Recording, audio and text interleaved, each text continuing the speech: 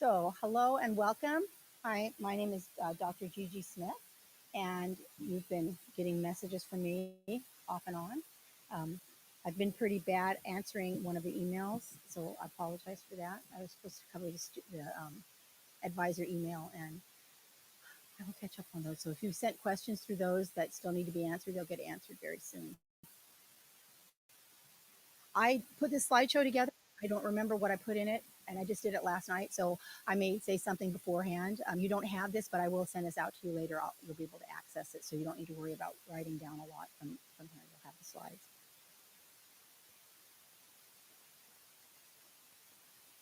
I'm always surprised too. I have to see what it says. So welcome. You are the 2023 cohort.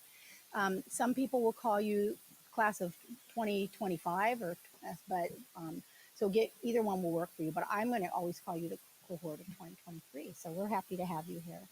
In the back is Monique. You have not probably got much emails from her unless you've gone onto the the Facebook. But she will be on board soon, and she'll be was done by our previous person whose name is escaping me now too.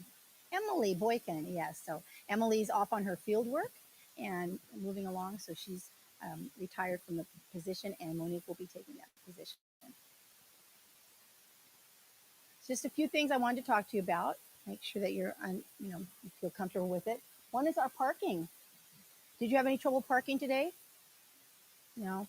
But guess what? The first day of school, it's going to be a zoo out there.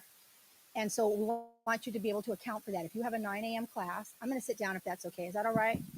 Only because of my back. If you have a 9 a.m. class, is it still coming through here? Okay. You're going to want to get here very early, or maybe park in a different lot. There's other parking. Look on the website, on the parking website for San Jose State. There's other places you could park. They have a bus that brings you in to the campus, and that may be the best. It takes people, especially in the fall, it's difficult because you have freshmen and they're very confused about things. And they're trying to add classes and they're trying to drop classes and they're not quite sure what's going on. So the parking lots are really filled up then. So just take care, and if you have another way to get in, that's good. Or just make sure that you allow yourself enough time to park. CCB, Central Classroom Building. That's where the majority of the OT classes are, and we'll go do a tour of that later on today. But not all of the classes. Some are in HB. You'll see on your schedule. Some are in HB. That's the health building, and the health building is on the other side of campus here. We'll point it out to you a little bit later when you do your tour. We have a great support staff here that I could not do anything without, and nobody could. So I wanted to give you their names ahead of time. You'll probably come in contact with them one way or the other. First is Sarah Villarreal. She's the person who you saw up here if you came a little bit earlier. She's the front office person, our admin in the front office, and you can go to her and ask her questions that you have. You can pop in there and ask her. She'll help you or direct you to where you need to go. She's also the person you're going to go to for your locker if you want a locker, and we'll explain more about that. But Sarah's always there. Why did it do that? Well, okay, well, I don't know. Anyway, and then we have Catherine Sullivan. She is in the office next to mine up in CCB. I'm on the second floor right next to the OT office. And Catherine does all our financial things. So you may not have a lot of interactions with her, but if you see her, that's Catherine. And then we have Vicki Ocampo, who came to set up the computer. She is our instructional support tech, and she also runs the learning lab where you'll be able to access that if you want to go and have access to a computer, to a printer, need quiet space to go work. That learning lab is the place. And Vicki is invaluable. She sets up all of our computers. She helps people if they're having any IT trouble. So you can contact Vicki Vicki's also an OT, an occupational therapist. So we're doubly lucky to have her on board for us. Can everybody hear me okay? Okay. A few more things. Did you all get your ID badge yet? If you haven't, you want to get that because you can't get into the building without it. All of the buildings except for this building and maybe another administrative building are locked.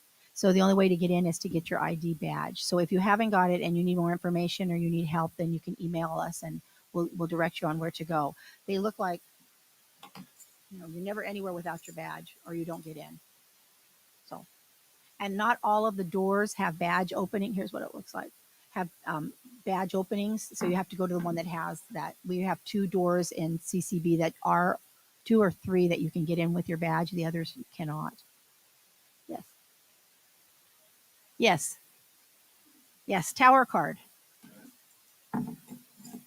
And you can put it however it's easiest for you to carry around. There are mailboxes that are right across from the OT office. And I think the OT office is room 20. What is it? Do you know more? 206? We'll show you when we do the department tour, or you could find it if you're not able to stay for the tour, you could find it afterwards. But there are mailboxes directly across, and they're alphabetical, and that's where we sometimes will leave information for you. So check it every once in a while by your last name, the initial of your last name, to see if there's anything in there for you. If you want to leave any papers or anything for faculty, those need to come in the office. The faculty have mailboxes inside the office, and you can bring those there. And I know today's going to be a lot of information, so if it doesn't all stick, don't worry. You have your advisor, and they will help you if you have questions. There are lockers up there. There's not enough lockers for everybody, so if you want a locker, you need to think about that. I think Soda was going to talk about that as well and what you need to do, but I wanted to bring up to you that there are lockers to keep your books in. If you want to share with someone else, that might be a good idea too if there aren't enough lockers for everybody. And you have to bring your own lock when you sign up for a locker, so have that in hand when you come, if you're going to want a locker on the first day. And there's a microwave up there. You can warm up food and things.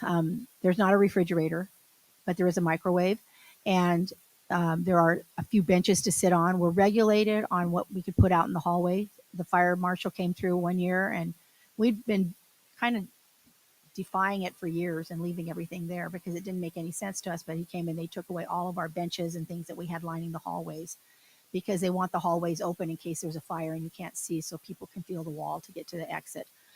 So there's not a whole lot of room up there, but there is a little bit, and people make good use of it if they want to, have something to eat. There is a place you could sit down. If you have any questions, just raise your hand. Nothing so far? Easy so far? Okay.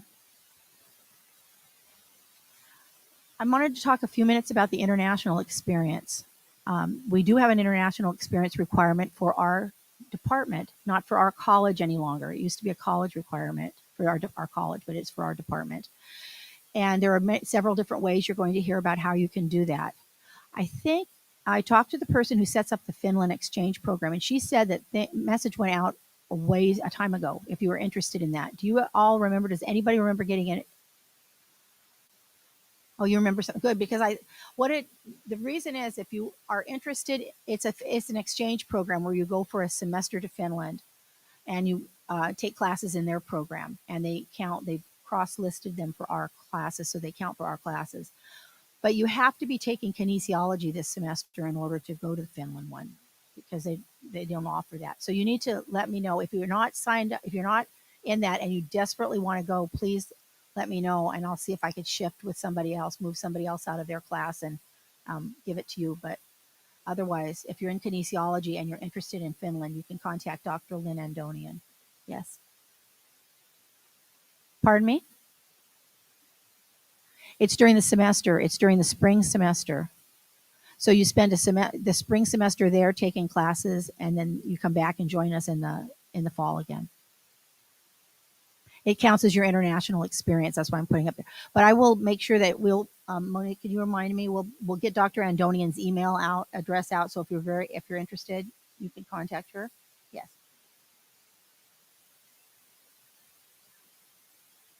That the exchange that happens in spring is only to Finland. So it's different than the second one, which is our faculty-led programs. Those take place during the summer, and those count as your international experience. And you'll be given. We'll talk to you about that. We'll do a meeting at a lunchtime, and we'll show you the different places we go to and talk a little bit about what they're involved, what they do, and you'll be able to then sign up for an international program in the summer. This next summer, I believe there will be a Finland one. So you have the opportunity to go to Finland if you didn't want to do the exchange program. So you go probably 2 or 3 weeks right after school is out. And it's wonderful. Okay, Julia and Diana, who went to Finland this last semester, are both wonderful and very friendly. So if anyone's super interested, I know that they would be happy to share their experience with you, because I know that they both had really, really positive experiences. So. They will be here when soda comes. So and then I think we have a break, right? I don't know if they're coming for soda, but I can share. Okay. Yeah, the Finland Exchange is unfortunately, you do need to be in the kinesiology class in order to do that. So if you're not, we'll have to look and see if it's possible to change, even though we're so close to getting ready to start classes. But the FLPs are a little bit different, and that goes in the summer. Those are two weeks usually long. One goes to Finland, as I said, and there you join classes and you do a lot of other things in Finland, cultural things. I took a group to Vietnam, and this will be my, I think, 7th year going to Vietnam this next summer. And we take a group to 3 different locations in Vietnam from the north, and then we go south, fly there. In between, it's all included in the cost of the exchange or of the faculty-led program. And we had a great time. It was really, really hot in Vietnam in June, but that's okay. So it was a lot of fun. I could tell you more about that if you're interested. And then a third group went to Thailand. And so you'll be able, was it Thailand? Taiwan. Yes, they went to Taiwan. Sorry. And it's a really great program too. These are led by our faculty. So there's a real OT lens that we're looking at where we're going to. For example, in Vietnam, they don't have OT. It's not a profession there, so they don't have any OTs, but they do a lot of things that are wonderful. We visit clinics and we visit schools, and we look for disabled children, and we look at what's going on there and look at occupation when we're there. So all of the FLPs are really wonderful. You do pay a price for the FLPs and include your tuition for the 3 units, which counts towards your degree. But there is an extra cost for the program, and then you have to get yourself there and back, the flights.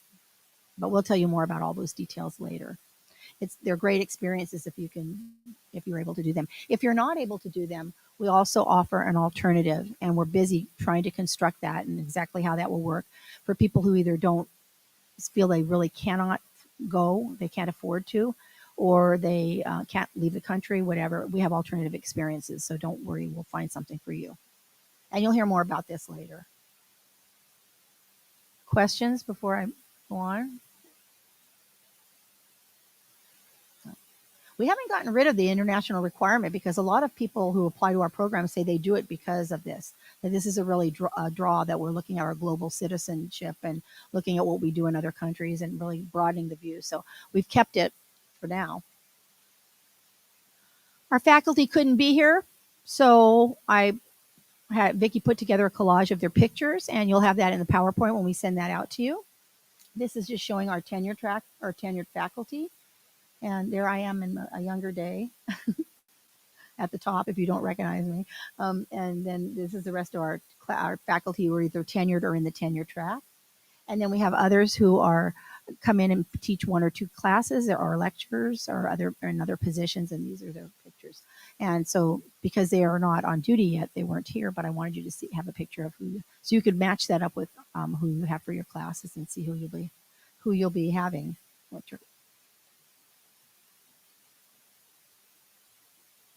There's going to be 2 advisors. We have 2 advisors for every cohort that comes in, and you're broken into 2 different tracks, track 1 and track 2. And you know from the things I sent out with your schedule whether you're track 1 or track 2.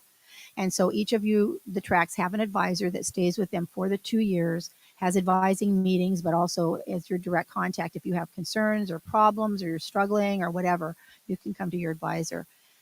The 2 advisors are Dr. Feng, Dr. Xiaoru Feng, and she's ill today, so she couldn't come. So track 1 will have her, and track 2 are stuck with me because I'm going to take a group this year. I usually don't take a group, but this year I decided I would do that, and so I will be your advisor. So if you're in track 2, I'm your advisor.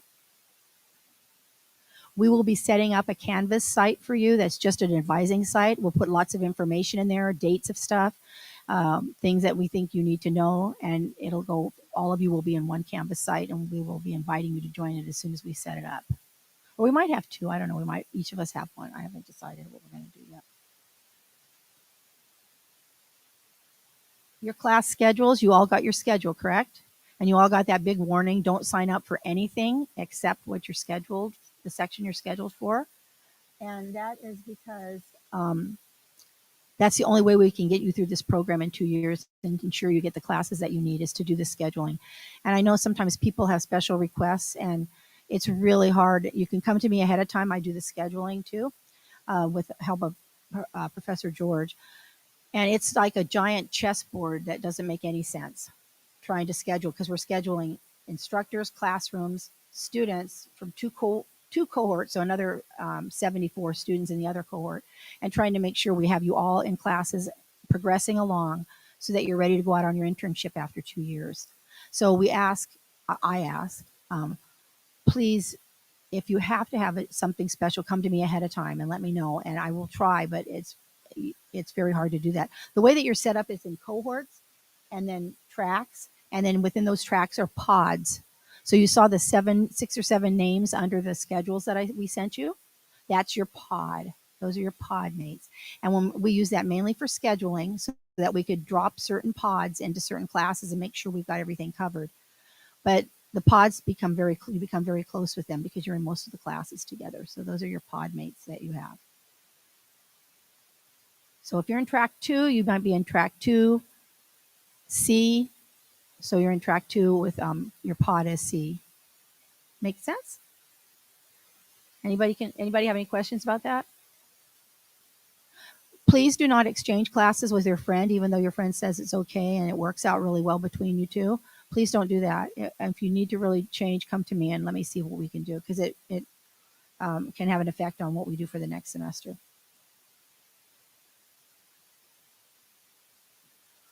I'm not going to go through all of this, but I put it here so you have it again at your fingertips to look at what you'll be doing for the next few years, 2 years. So you're in the first semester, and these are the classes you're going to have. You saw them all on your list. Half of you will be in kinesiology, and half of you will be in your practicum 1, which is going out on a level 1 internship right at the start. And what Allison George will be in to talk to you more about that because she's the coordinator for the level 1 Fieldworks, and she'll tell you how that works.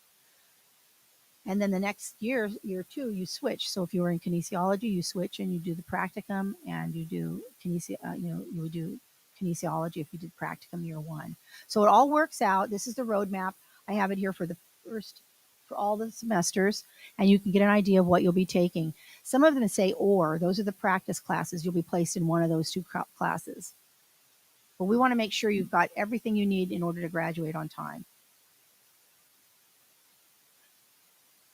There is a possibility if you find that life interferes and there's some challenges of going to school full time, and it happens, come talk to me or your advisor or both of us, since I'm one and the same for you, and we'll see what we can work out. We can work out part-time schedules. It usually delays your graduation, but if it makes it doable for you, for you to do with your life and whatever's going on in your life, then we can do that. So please, if you're finding that things are coming up and you need to talk about it, come talk to one of us. Don't suffer and then have your grades go down or feel like you're anxious or it affects your ability to really enjoy and learn in the program, because I want you to have fun in it too. It's a lot of work, but it can be a lot of fun too, learning the information. And the difference from this and undergrad work is everything you're doing is geared towards occupational therapy. So it's all towards your area of interest versus taking a class that you really didn't want to take, but you had to for GE. I think that makes it more interesting, don't you, Monique?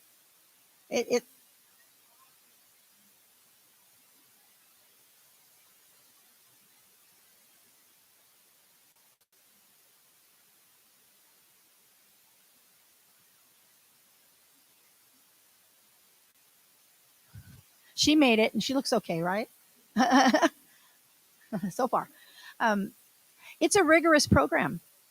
And we talked about this if you came to any of the informational sessions. It's 15 units of graduate work every semester. So you're busy. It's not, you can work. Most students work part-time doing something, but you have to have something that's very flexible because you won't know your schedule for the next semester until you're done with the current semester.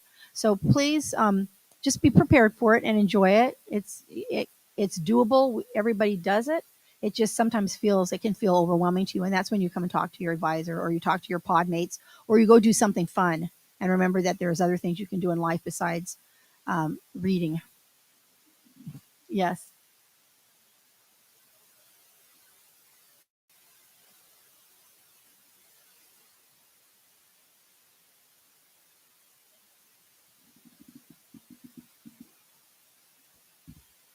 Okay, the question was the 276 class, when you signed up, you saw there was a lab component, right?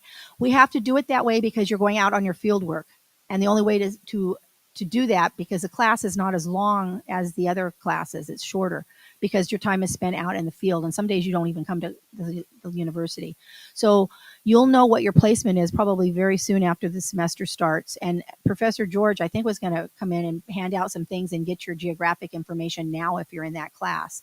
That way she could start setting up the field works during the times you have available to do them.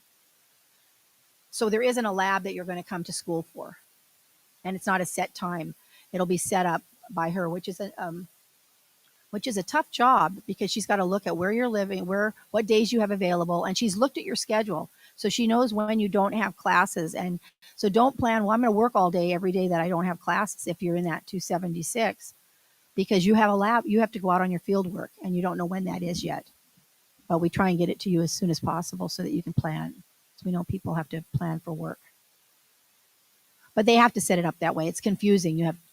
It's always confusing. The other classes will have that lab too. It's always the same thing. That means there's a clinical component to it.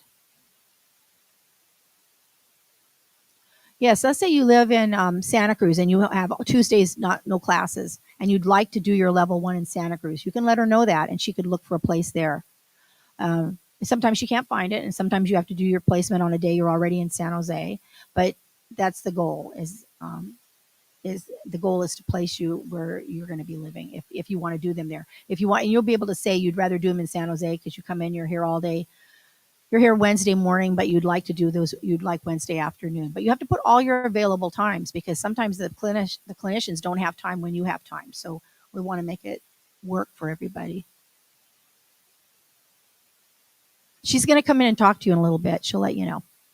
She's going to come in at about 1:45 or so. Any other questions? I'm not even looking at the time. I'm supposed to be watching that. I guess I'm on schedule still. Yay. No other questions? Okay, we have some other OT groups on campus. I didn't know what to call them. They're not really groups, but they're things. I don't know what, I still don't know what to call it. But one of them, the first one is SOTA. That's our student organization, and it's our Student Occupational Therapy Organization or Association. And they're going to come and talk to you, so I'm not going to tell you anything more about them, except that we hope you all join and get involved with it at whatever level you can, because it's a great support, and they also do fun things, and they do a lot of different things that you can become involved in. The second is PTE. That's our Honor Society for Occupational Therapy. And you will be invited to that if you meet the conditions of it. And I'm not quite sure. It goes on your GPA in your first semester and your GPA in your prerequisites. They look at those together. And the top 10%, I believe it is, might be a little more than that, of the cohort is invited to join PTE. It's the rules of this honor society, not ours. I don't like those rules, but they make the rules. And if you do, you'll be invited to join them. Are you a member of PTE?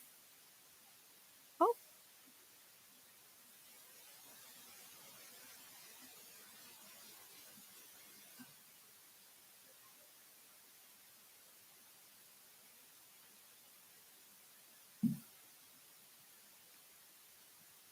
and they do. PTE does some wonderful things. It looks really good on your resume as well, just to bring that up.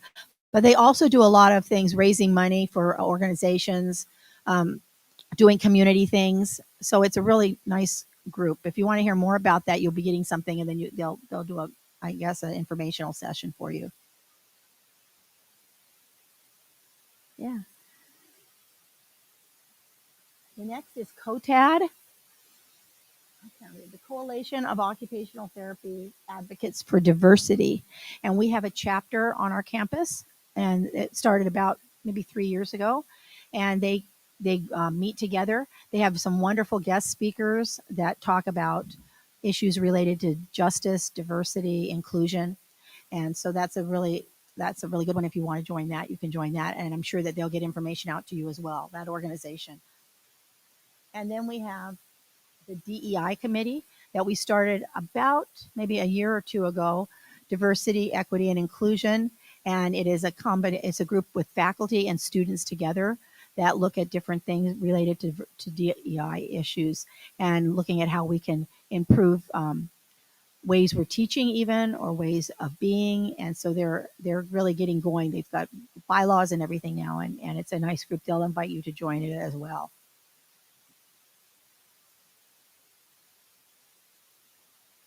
Okay, I think I'm ahead of my schedule.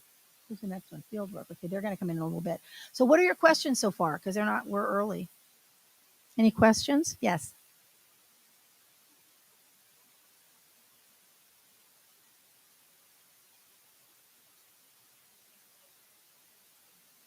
Yeah, those were, let me go back to that. Those were not track 1 or track 2. Those were everybody. So is this the first year or the second? First year.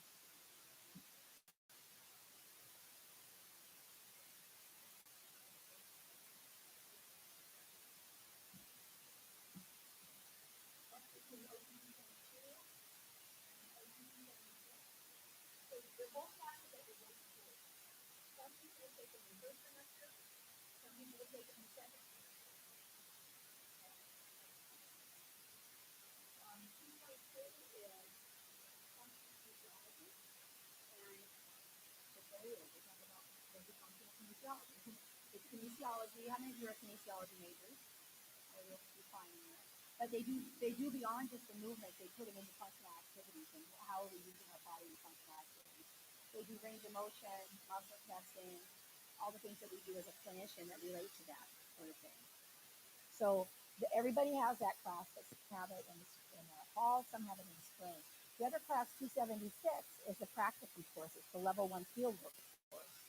So the people in 276 will be going out, and Professor George will come in and talk about that because we need to get you ready for that. We need to have some information back to us about your health information, etc. And that class is where you're placed at site for 40 hours. Can you all hear me okay? Okay, so you're placed in a site, and it can be it's out in the community somewhere. It could be a school, it could be a hospital, it could be a mental health site, and you're there for 40 hours during the semester, and you're shadowing an occupational therapist, but not the kind of shadowing you did for volunteer work, where they might make you clean the tables and watch from the sidelines. You're actually with them. You're writing notes that you turn into the class. So it's you're in there getting your hands in there. Some sites will even let you.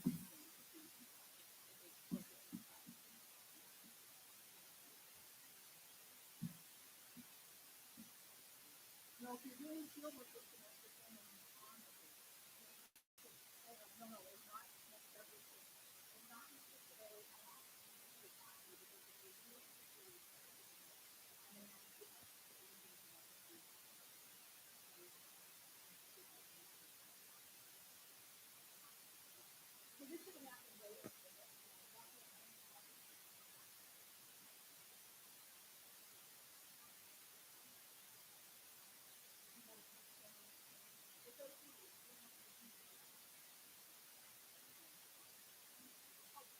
Oh, I can repeat the question.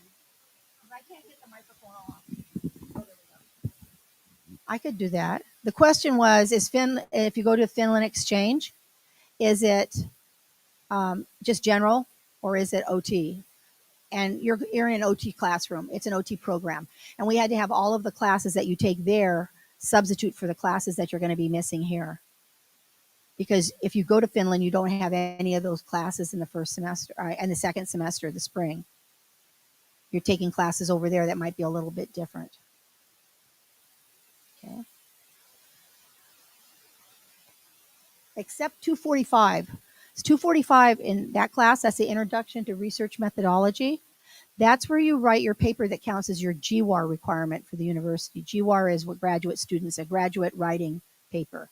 And so that's that 245 class. Because our Finland students miss that class, they have to still write the paper for a class they're in over there. But it's great. We grade it because it has to be acceptable here. So if you're interested, we'll pass along the name of Dr. Lynn Andonian, and she'll be happy to talk to you. And we'll just keep our fingers crossed that if you're interested, you are in kinesiology this semester. That would be nice. Yeah.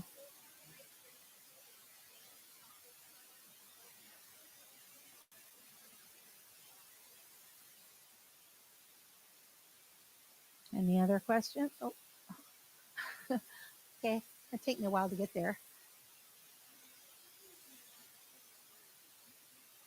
You want this? You want me? I'll repeat what you say. Okay. That's okay. Her question is in regards to the 276 class.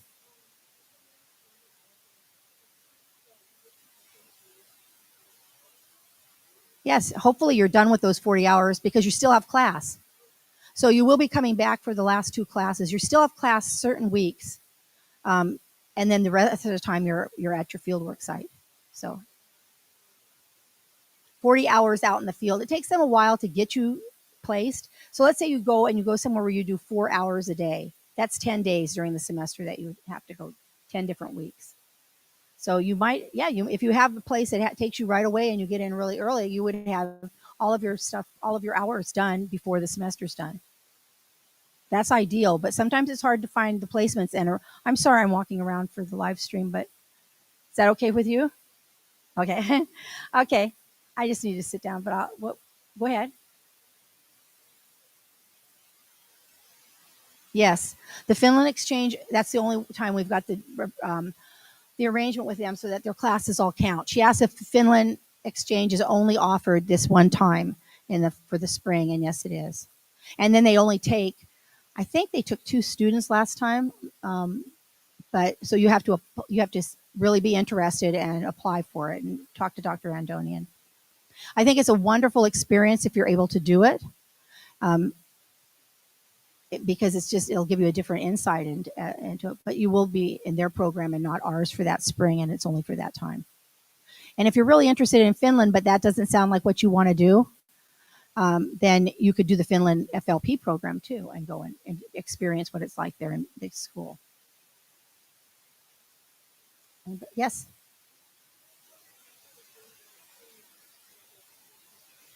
Yes, the Finland program, it has to match our spring semester in order for it to count. So the timing is about the same. Yes, and the classes, you're attending classes, and you're having to, your GPA and those classes will count over to what you're doing here. So it's all been carefully arranged so that you don't get behind on anything, but you still have the rigor of what we're providing. And their classes will sound different. The names are different, but it'll still work. Yes.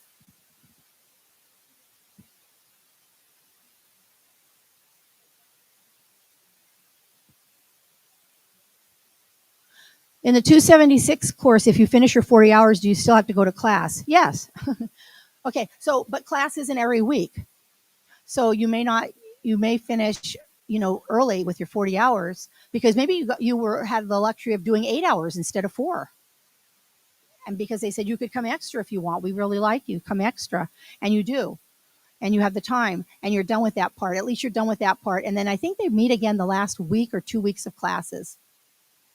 So you would still essentially be enrolled in the class and having assignments there, but you wouldn't have to, if there's no class held, you don't have to come and you don't have to do that. So I think it's ideal if you talk to them and say, I'd really like to come 8 hours. Is there a possibility? Because then you're done with, and then towards the end of the semester, when you've got a lot of things to turn in, you're done with those hours. Yes, I saw another hand up over here. Oh, okay. 224, is it also kind of field work? It's interesting. It's called community, correct? Community. And this is the first time we've ever put it in the first semester because we added a new class just for you and called 206. And so we had to get rid of another class. And I'm going to tell you about both of them because we have the time here until they get here. 224 is called OT in the community. And this is where you're going to look at different things out in the community. You are in a group that's going to find a community site. And I should let Monique come up here and talk about that. But you're going to find if you write something. There's a paper. You're not actually in the community doing anything until you get to community 2. Then you are out in the community running a group. You run a group.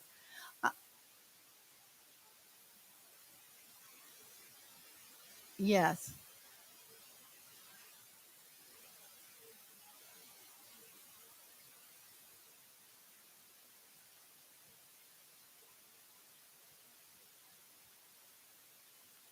And those sites are found for you because we have to have MOU with every time you go out to anything. So the instructor of that course will give you probably, I don't know, did they give you a choice of sites?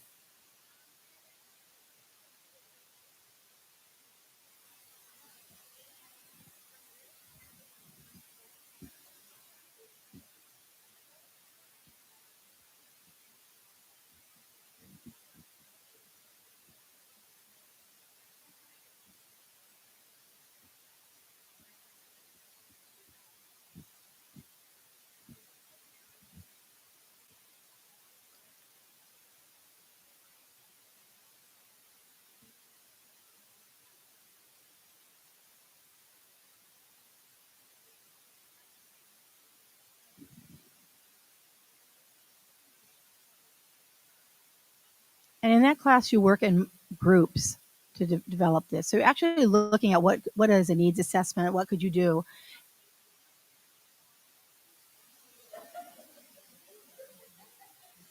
Oh yeah, that sounds like something I taught. All right. So that's the 224 class, and then the other class I was telling you that's new is 206, and that's gonna that was just piloted by the same person back there, Dr. Arata, this summer with the OTD students, and it's a clinical skills for occupational therapy, which we're hoping you'll really enjoy because you have the luxury of some time in that class to practice your transfers more. How do you transfer people? How do you fit them in a wheelchair? What those kinds of practice skills that you don't always have time in the other courses to do. It's so I think it went well this semester, didn't it? Yep, he's feeling thumb up. I saw lots of happy faces in that class because there's a lot. It's all hands on. Most of it is all hands on doing, learning about things, but then a lot of hands on. We're just answering a few more questions, and I'll have you guys come up. Anything else? You can ask. It's okay. Yes.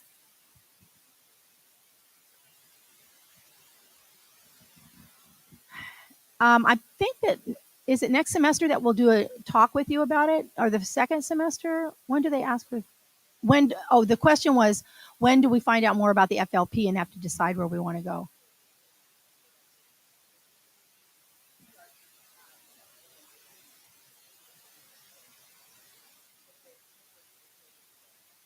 Right. And they ask for the study abroad, global studies asks for you to commit to something fairly early on. And we are in our FLPs for our program, we only let our OT students in unless we have extra room. But there are other FLPs on campus that you might be interested in, and that would count too. If you want to go somewhere else, you could do that, but you won't necessarily learn anything about OT. So that's something to think about when you go there. But we'll have that meeting. We'll let you know. It's always at a lunchtime. We try and find a day that most of you are here so that we can let you have the information. Any other questions before we move on to field work? We went through this already. There we go. So come on up. Oh, you have to figure that out. Just put mine on hold or whatever. While she's doing that, do you have any other questions?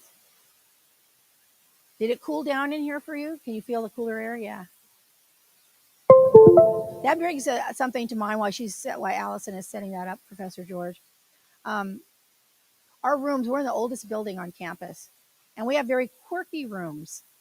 Sometimes they start out freezing cold, and by the end of the day, you're so hot you can't stand it. So you really need to dress in layers, right?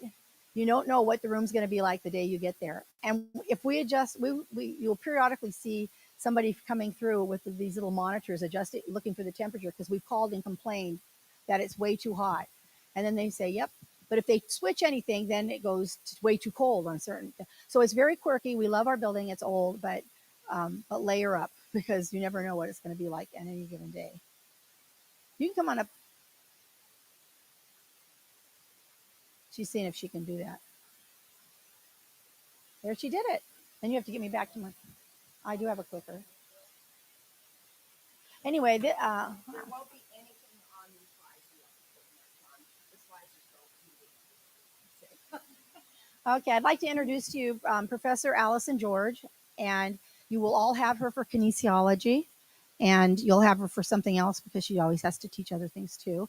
But also, she's talking to you right now from being the level 1 fieldwork coordinator and our level 2 fieldwork coordinator, which uh, where you go out for 6 months at the end of your internship. At the end of your academic work, that's your field work. And this is Dr. Arata. So I'm going to let them both talk, and I'm going to go sit down. Can you hear me without the mic? I'm really loud.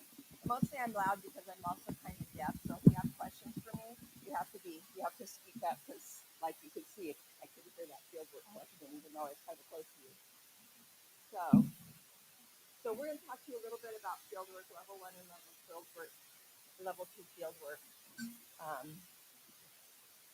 Fieldwork goes through your clinical experience, your practical experiences that you have when you go out in your intern setting.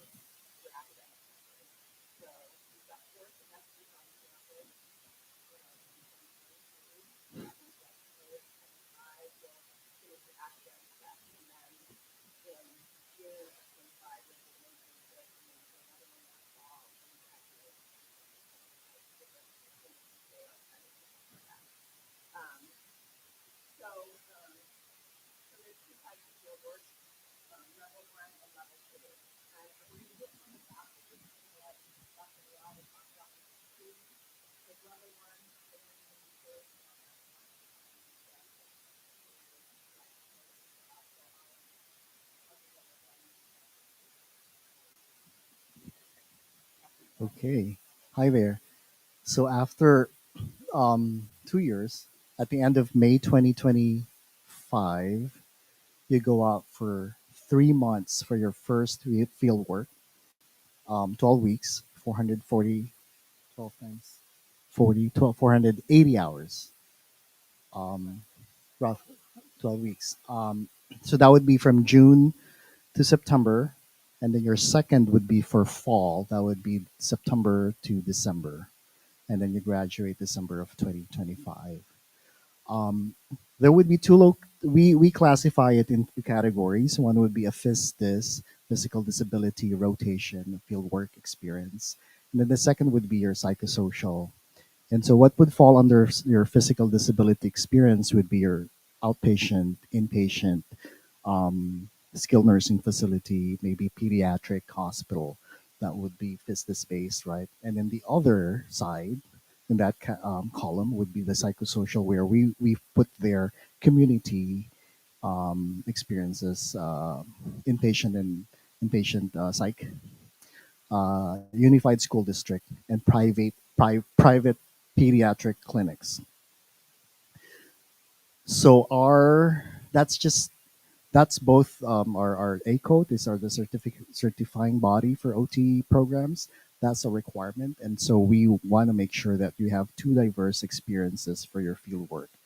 Um, so what happens would be like after your first year, around spring semester, I'll send out. We will meet, so you don't need to remember everything right now. We will have an advising session where I'll go through all of these again, but I'll give you a form to fill out, and that would give me an idea of your geographic um, location, where you think you would be after your two, and your kind of ranking of your locations, like sites, where you think you want to be. And of course, nothing is guaranteed, right? Because there's so many factors that go into it. As far as we have to have a contract in place for that specific site, we have to have a willing supervisor to take you, and often things change, whether it's staffing or the contract expires or whatnot. But that's the back end of the work that we do. But the most important thing is you just rank them out, and then our group, this same group, we pretty much figure out who goes where, and then we'll publish that pretty much around fall of your second year before you go out the following year. Clear as mud. Go ahead. About that, I tease our students. That's like my Thanksgiving. Somebody there is gonna go get their Thanksgiving present. That's my Thanksgiving present to you, is that before your Thanksgiving break, you'll have an idea where you'll be. And so really it takes a year and a half or so to get this going, because it's so competitive now to secure sites. Some of them require a year and a half advanced request. Um, so more and more, I'm trying to get information from people where they want to be and what locations you are interested in. There are few that are even 2 years where you have to start interviewing. So some of you I may approach by fall, not a lot, but depends on interest and such. Fall of next year.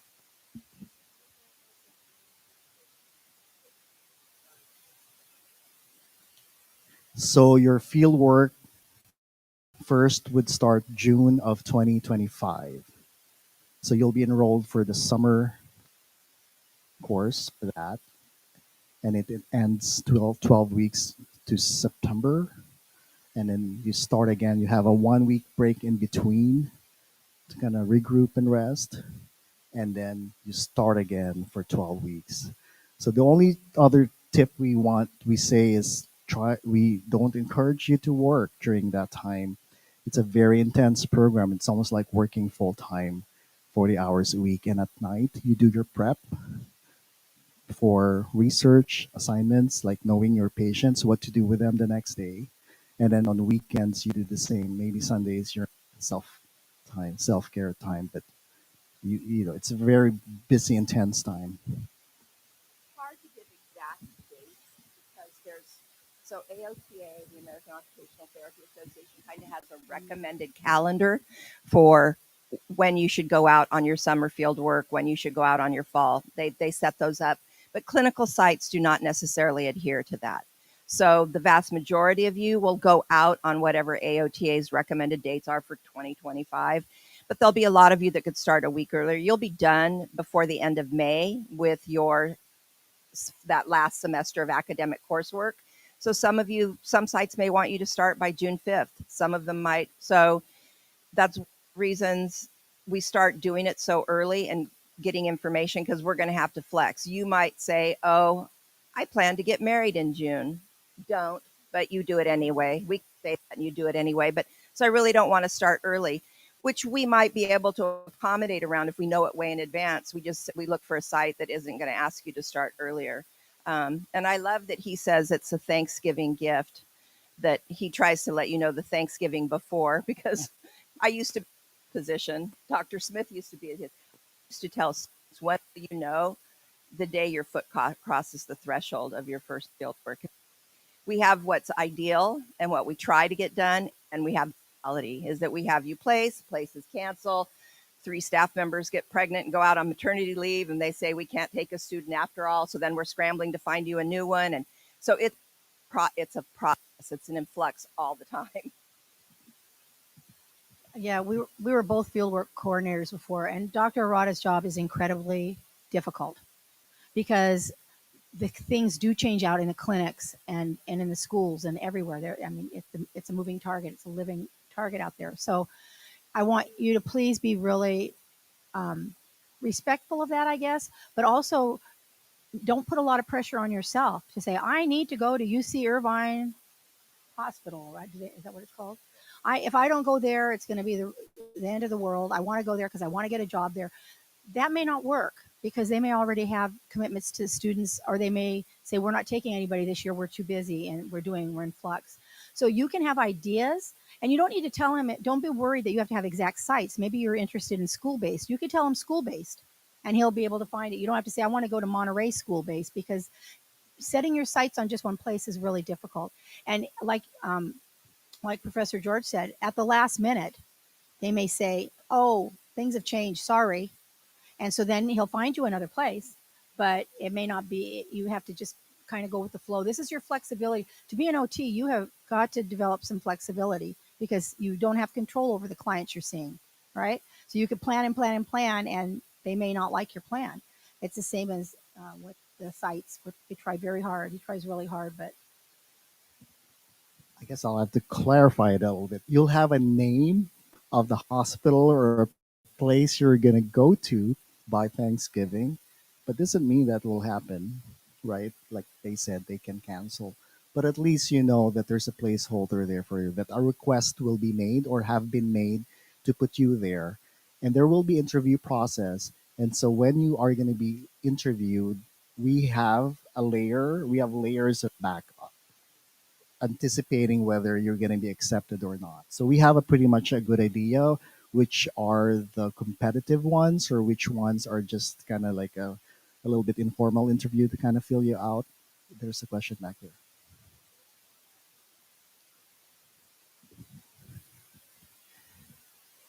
Yes, so most of them it's more of a fit interview. Um, Everything else, I think you have a control over as far as demonstrating knowledge. That means you've read through their website and you've studied the types of clients that they're getting and the types of maybe treatment that they're providing. So that tells the person interviewing you you've done your due diligence to know where you're going, and that's to me is a standard expectation for you to demonstrate that. The other thing for me is really what's more important is that they're going to determine fit, and fit meaning that's a little bit intangible. So that's like your emotional intelligence, they call it soft skills in the business world. And that's more like being able to communicate that you're open and positive and flexible and easy to go. You're a team player. You know, you don't come across entitled. Those are like the things we think matter. Um, and as an OT in general, you know, like things could be learned, but you can't change attitude, or it's harder to change that. Right.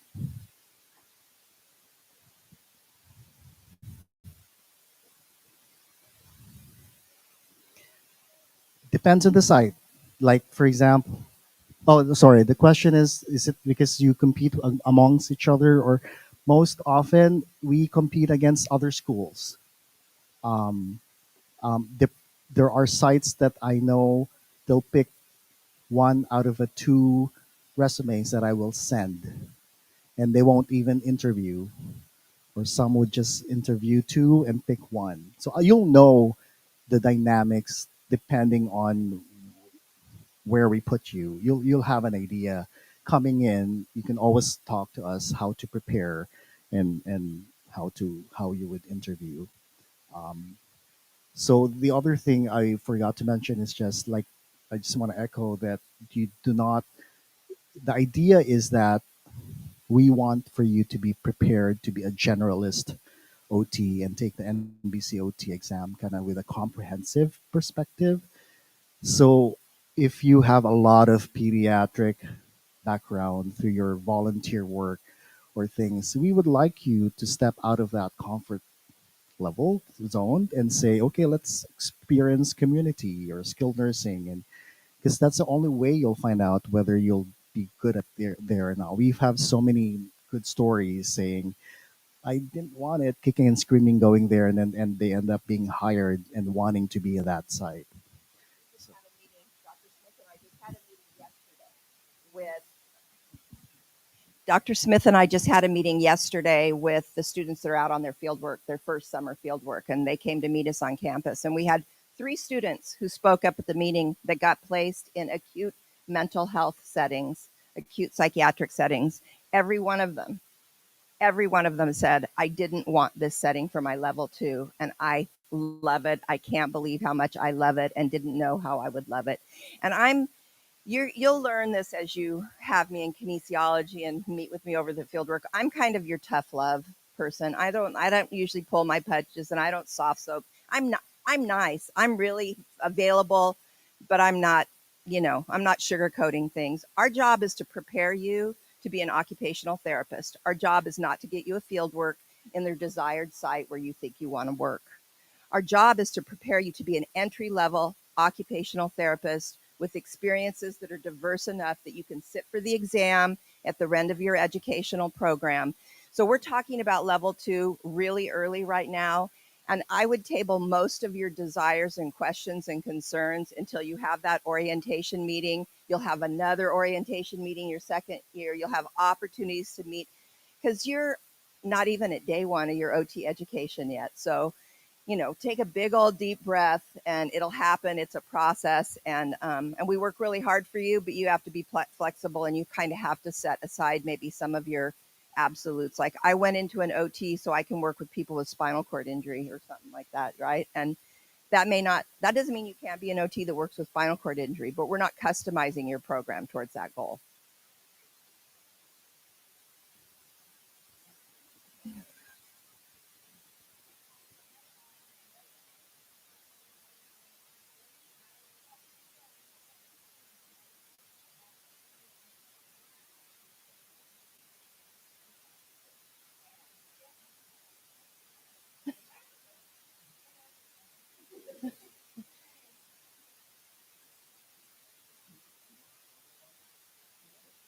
Yeah, other questions? All right, so level 1, a little less traumatizing level 1. Level 1 is your first experiences. Some of you will be doing that this semester. Track 2, I believe, is doing that this semester. Track 1 will do it next semester. And for our level 1 experiences, and you'll also do a clinic in your second year, which is considered a level 1 experience. Level 1 is just to expose you to different practice areas.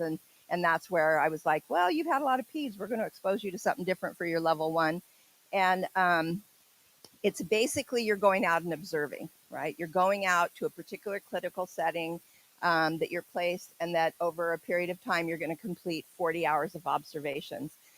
Concurrently, you're taking a class for our curriculum. It's OCTH 276. That's the practicum class. So you'll have an instructor who there's some assignments and things you do with the instructor while you're concurrently doing these 40 hours of observation. And for those of you who are in track 2, that will be this semester. So we have health requirements, and I know they seem kind of overwhelming. And it's like, oh, it's a lot to get done for starting in September.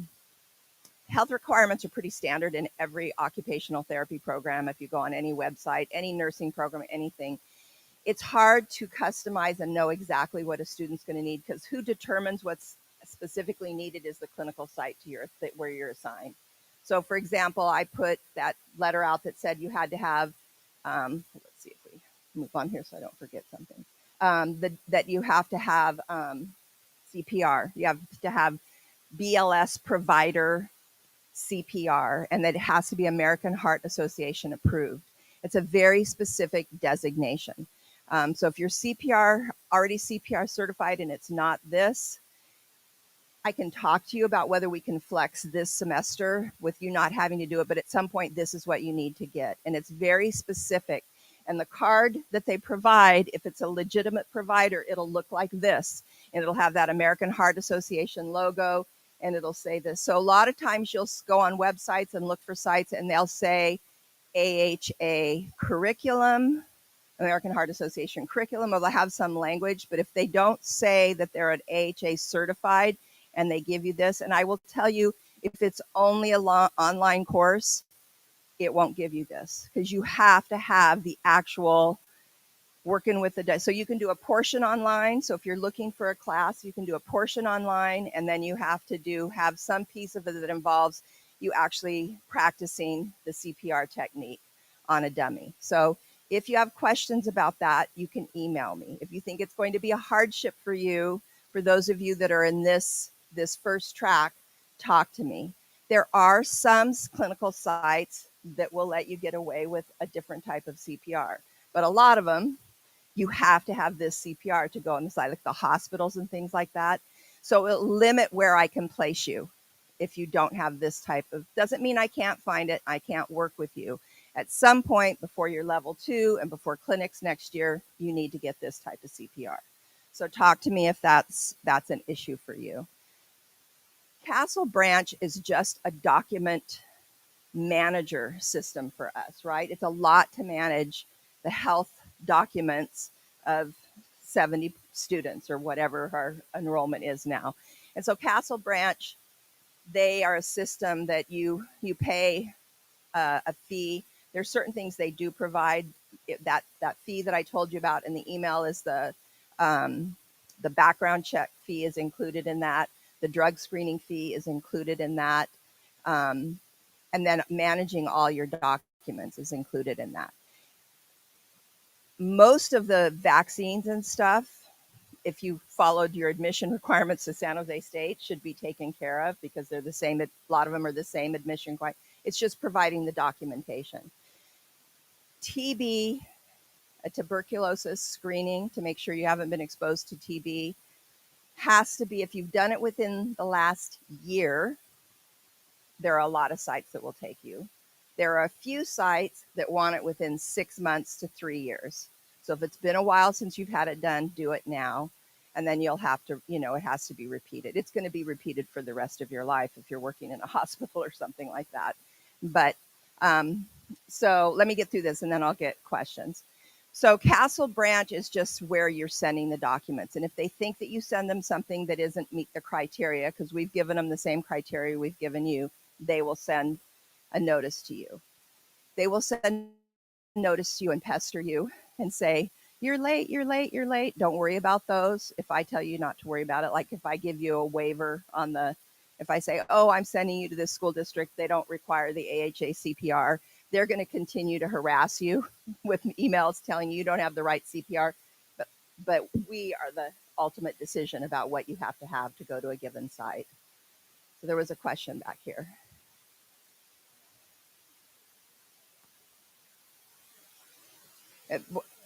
What's the question again? Yes. So our health center does almost everything that's required there. So if you look at the checklist that I gave you and you look at and even in the email, the student health does almost everything. And they do it for fairly reasonable prices. And you can go to your own private physician. There's county programs for a lot of stuff where you can get fairly low cost. So if you're having problems, let me know. But yeah, student health does them.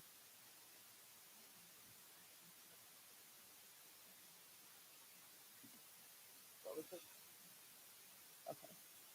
Yes.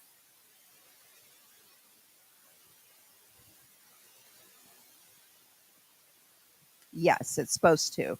If you gave my SJSU, the question was the health information letter, did it go to the my SJSU mailing list? And if I had access to it from our mailing list that we have for you, it went there.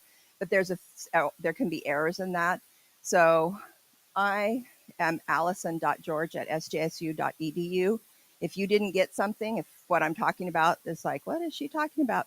Send me an email and I'll send it out to you. Allison with one L, ALISON.GEORGE@sjsu.edu. Any other questions? Did we go over our time? Or do we have 15 more minutes? 10 minutes. So, there, good. I have to do one more thing. So, those of you that are on track 2, I meant to bring it today and I forgot. So, are they going to do a tour of the university? And how long are you in this room? All right. I'm going to bring back a form similar to like Dr. Arata was doing. I do a preference sheet I don't want it for you track 1 people. I'll revisit you again before next January and get you to do it. But if you're track 2 and you're going to do your level 1 this fall, I'll bring back a form. I'll go back and print it off and bring it back here. And it's basically, again, geographic preference. If you live in San Jose, if you're in the East Bay and you've got a couple of days a week you don't want to commute, but it would be great to do your observation hours up there, we can try to get you a site. San Francisco Peninsula, Santa Cruz, Monterey Bay, we've got contracts all over the place. We sometimes have students that are over in Modesto or Tracy in that area and they're commuting, and I can try to find you a placement over there. So what it'll ask you to do is tell me your geographic preference. It'll ask me to tell me your availability outside of classes. I know a lot of you are working. You have to have a minimum of 2 4-hour time blocks a week that you can go into a site. I have to have flexibility. You could probably get away with doing 1 4-hour. If you want to do 8 hours a day and get your hours done in 5 weeks, you can do that. But sites are not necessarily available 5 days a week, full-time hours, like working hours. Even if the clinic is full-time, maybe the OT that says, I'll take you for your field work, they might have a requirement of it has to be this time or that time because of their scheduling needs. So I need to have flexibility from you, and you can't give me a little tiny window of time because it may be really hard for me to find a place that can fit with your needs in your geographic area for that. So it'll ask you your availability. It'll also ask you if you can do weekend hours, if you're able to do it on the weekend, because we do have sites that sometimes hospitals and clinics and things like that often have 7-day programs, and there may be an OT on a Sunday through Thursday shift that wants to take a student on a Sunday. So let me know. It's one page. You can fill it out. If you fill it out today and leave it in the room, I'll collect them and I'll check it against the list. So if anybody who's not here, I'll email it to them as well.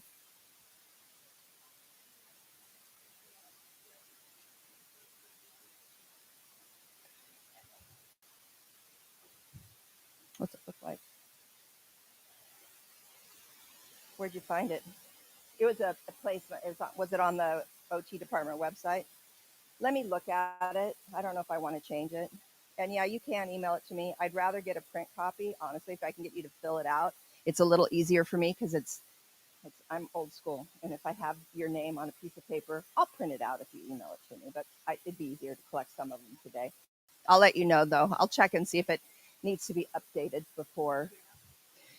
Well, the question is, there's a PDF file on if you go to the OT department website, and you look across, there's a Fieldwork tab on the OT department website, and you click that tab, and it says for Fieldwork students, and apparently there's a PDF for the field level 1 preference sheet on there, but I haven't looked at it. I forgot that we'd put it on there last semester. I'll make sure that it has all the information I want first.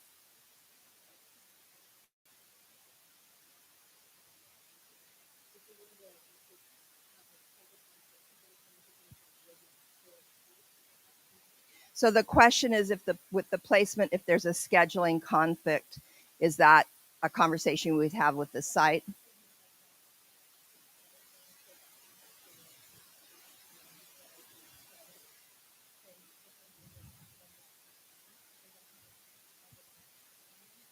So the question is, it's who do you have the conversation with if there's a conflict? So typically what I do when I'm sending the requests out is I ask them to tell me what their availability is, and I match you to their availability. If there's a conflict because communication broke down or whatever, you let them know I'm not available and you let me know, and then I'll get back in touch with them and see if we can flex around it, if we can work around it.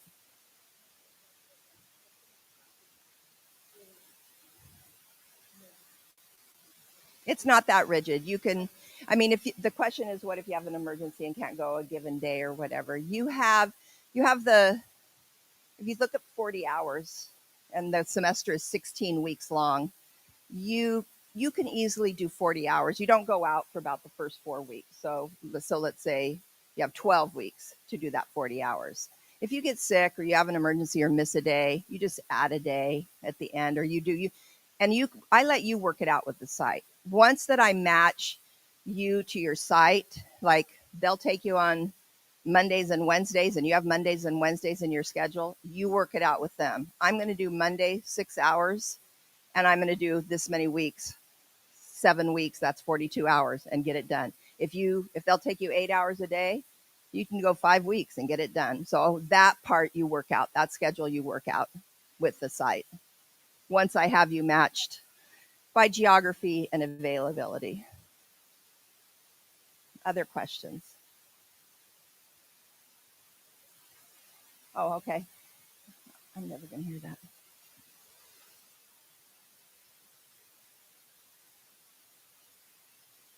I'm coming closer to you because I'm the one that needs a question repeated now.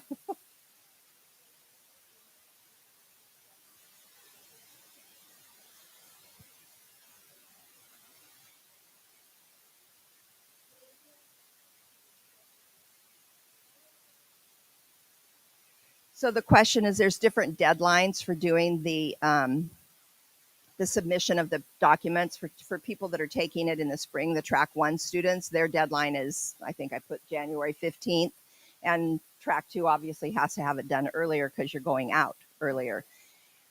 You don't have to, I would not recommend, if you're going to have to do a TB test, don't do it early, because you want to have as a few going forward, because if the TB test was in a 2, nobody's going to matter if it's really recent. But some sites may want it within 3 months, and you don't want to have to repeat it because you did it in September to kind of get it out of the way. Things like your vaccines, you can do those early. Your health, your physical stuff, because it's just a quick health check, you can do that early. If there's things you want to get away, but things that there's kind of a narrow window, and I can't think of anything other than TB that might have, like for level 1, the background check is pretty much, you could do it anytime. When you get ready to do your level 2, you might have to do another background check. And occasionally there are sites that don't, a background check is a less rigorous level of review than fingerprinting and live scan. So every once in a while we require a background check, and most sites are okay with that. But some sites, school districts, and mental health units frequently want more rigor, and they're going to want you to do fingerprinting, and they'll ask you to do that at the site. So we do the best job we can in trying to identify what you need and what's going to be required. But the sites that we have these agreements with, their demands are different, right? They have, and so every once in a while they'll be, oh, you're going to have to go do fingerprinting on top of it. Anything else? So I just have one tip. If I can, right now, just for organization purposes, to start creating collaborating computers and label it suitable. So in there, we will have values, maximization, documents that we need to upload to the document, put that the form that we will be sending, and the form that I will be sending in the future, the PowerPoint advising PDF stuff that we will send to you. And then also put your resume there, because I will ask them to you and the field of training details of it together. In case you have to submit the resume and cover letter. It will be easier if you have that spot where you can just skills and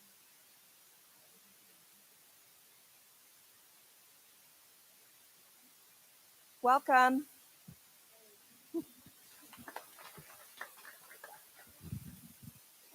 Okay. All this information, a lot, right? You'll be fine. We're going to take care of you.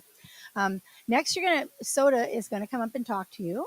And I know they have something they want to put. Do you want to use the computer?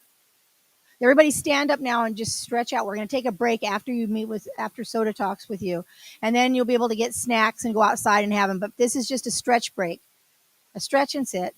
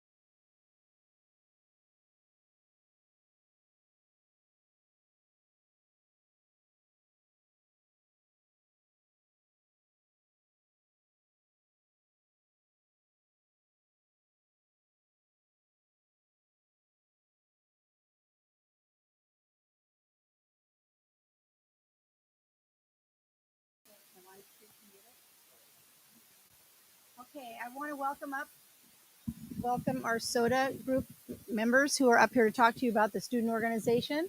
And I'm going to leave the room because that way you can talk freely, but don't talk too freely. I'll go watch the live stream to see what you said. No, I'm only kidding. I'm only kidding. And then at 2:45 or so is when you have a quick break for about 10 minutes. That's where you can get your snacks if you want. Go outside, stretch, go to the restroom. It's right around the corner. And then we'll meet back here at 3 o'clock. So 3 o'clock back in this room. Have fun with soda. Watch what you say. You never know. I might be listening through that door. Here's your clicker. Okay. I'll take my phone. And I'll take my thing and I'll leave it. You can listen. You can listen. Hi, everyone. Welcome. Congratulations on getting into this program. My name is Gloria, and I am the vice president of SOTA, one of them. Hi. We're going to figure this out real quick. Okay. Hi, I'm Monique again. I am a co-track 1 representative for year 2 students. Hello, everyone. My name is Lexi. I am the student faculty rep. Hey guys, I am Sergio and I'm going to be the social activities coordinator. And so the slides up here are all our SOTA members. You all will have a chance to be on the board either your first year or second year. So these are the positions that you are able to run for. These are for second years, but Sergio will briefly talk about the positions that you are capable of running for during your first semester here. So there's quite a bit of members. Okay, on to it. All right, I know what you're all wondering. What is SOTA? Well, SOTA is the Student Occupational Therapy Association. So it's a nonprofit, pre-professional, student-run organization. What's pretty cool about it is grad school really is like what you put into it and what you get is what you get. So this is a way that you can decide what you get out of your experience. We got some, we got some pictures over here. The one on the left is from a picnic that we have in SOTA. And this one right here is at OTAC, which is one of the other organizations that you're going to be told to join, which is good because we need to spread the word of OT, and that's a way to do it. But it was really fun. It was you got to learn a lot from a bunch of different people, and I think this year it's in LA or Pasadena, so it's harder to go to, but it exists. And I will tell you why you should join SOTA. Number one is networking. You do get to meet a lot of people through the program here, but it's like you start to realize that you're with the same people in every class all the time. Like these three right here, I think I've only had one class with them maybe. So what's nice about SOTA is that you get to build connections with the second years, the doctorate students, or people who are in different tracks who you don't get to see too often. Another cool thing we do is workshops. We do workshops like we have things that are off campus. Like I think last year we did an adaptive rock climbing thing that people got to volunteer at. There was like some horse therapy thing that people went to on campus. We do a national backpack day so we can help people not hurt their backs by carrying too much in their bags. So there's lots of cool things you have the opportunity to do through SOTA. There's also seminars. Throughout the year, we had various Zoom lectures where we got to learn from OTs who work in different specialties. So it's just a good way to learn about the extended field that you don't really get to see in the classroom. And most importantly, there's social activities. We had a Halloween party, a Valentine's Day party. Last year we had like a track wars where the different tracks got to compete. Any track twos in here? It's all track one. What the heck? Track. Okay, but yeah, we don't compete because we're all friends. But it was lots of fun. There was like a happy hour in San Pedro Square, so there's a beach day, lots of opportunities for fun things. And Yeah, also important, you get to improve your well-being. One thing that I remember that was really lovely is during finals week, they buy us a bunch of snacks and like fidgets, and that was lovely. So yeah, lots of benefits to joining SOTA. And the best part, it's only a one-time fee of $25. I would never sell anything I don't believe in. And this was great. It's really only 40 cents a week, and you get access to all the wonderful things I told you about. So it's worth it. Oh, yes, please. Um, and here's another incentive. If 75% of you join by Thanksgiving, then 60% of what you paid goes to throwing you guys a party when you graduate. So you get your money's worth anyways because there's so many cool things, but also you get your money back at the end. And I don't want to brag, but our cohort hit the 75% before Thanksgiving. So I feel like you guys can do just as well, or if not even better. If you guys can get 100%, that'd be crazy. And if you do that, then you get 70% of the dues. But if you guys don't band together and less than 75% of you join SOTA, then you don't get any money towards your party. And that'll be kind of sucky. So, yeah. All right, I'm going to pass it off to Sergio. He'll tell you about positions that are still open for you guys. And also, you don't need to have a leadership position to join SOTA. You could just go to the meetings or just, be a part of it. Thank you, Lexi. Okay, so here are the 6 leadership position opportunities that you will all have a chance to run for. These are a great way to get connected and serve your fellow OT students and build your resume as well. The first one is the OTAC rep. This is a 2-year term, and then you would also be a member of OTAC, and their duties are to do bi-monthly conference calls, plan student tracks, and etc. You also must attend the OTAC, so just keep that in mind if you are interested in this. Oh yes, the OTAC is the Occupational Therapy Association of California, and so the other picture in the beginning where Lexi Lexi was telling you about where it's like events where we learn stuff about OT and advocate. That's where you would go. Um, and the second one is the AOTA representative. This is the American Association of OT. This is also a 2-year term. You'll be a member of the AOTA, and your duties are to communicate with ASD steering committee. So the AOTA rep will tell you more about that. And the other positions you'll be able to fulfill are the track reps. Now these are personally my favorite. All right, so these are like the ones where you are like repping your track. So there's track 1 and then there's track 2. This is a great way to like just get along with a lot of people and get to know more people and just have like a really great, in my opinion, experience OT school because you get to meet more friends, more people outside of your pod, and even outside of your track. Because at least for us, what we did in our prior year was that the track 1 and the track 2 kind of meshed together and like made events together, so we could like feel like a bigger family instead of just kind of like a divided track 1, track 2. But it's up to y'all and however you want to go with that. And go ahead and next one. And then the other one is the COTAD rep, and this is also a two-year term. In recent years, our department has recognized the importance of diversity and inclusion.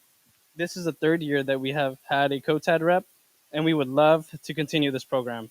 So in addition to OTAC and AOTA, we are also involved with COTAD to continue our work toward our diversity, equity, and inclusion efforts. Currently, Brianna Gilbert is the 2nd year COTAD rep, so you'll have additional supports to learn the ropes. If you're interested, feel free to email her. And the COTAD stands for Coalition of Occupational Therapy Advocates for Diversity. So yeah, like I said, it's a 2-year term, and it's a liaison to KOTD National. You would participate in quarterly conference calls, promote diversity, equity, inclusion in the OT program, work closely with workshop coordinators and project coordinators to host events that diverse and inclusive for students and faculty.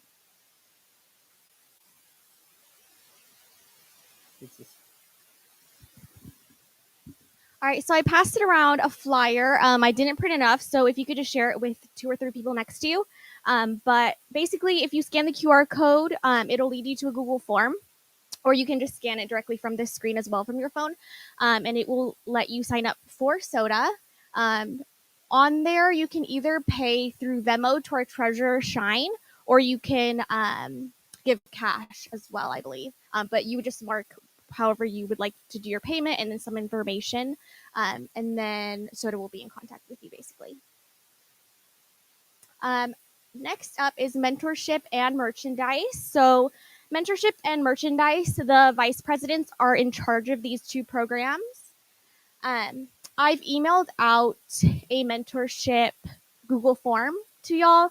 I know a lot of you have already signed up for it, but if you have missed it, or you changed your mind and you would like a mentor, we have extended the deadline now to Sunday.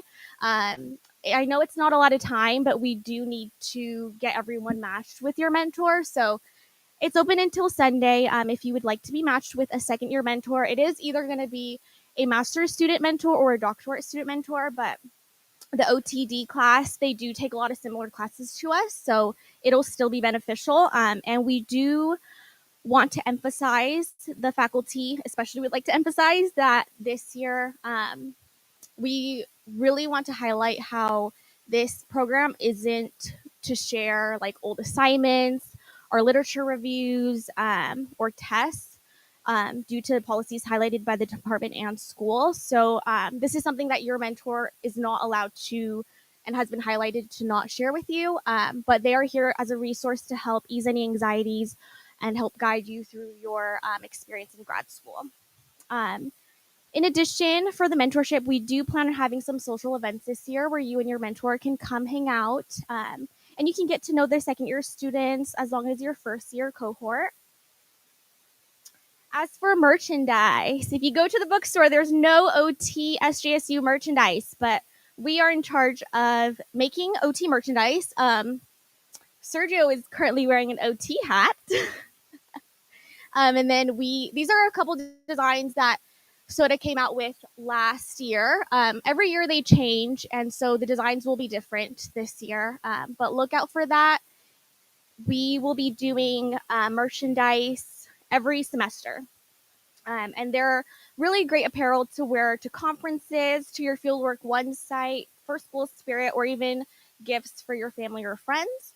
And so we hope to have some nice OT apparel and more for y'all. And those are some pictures of us wearing our merchandise.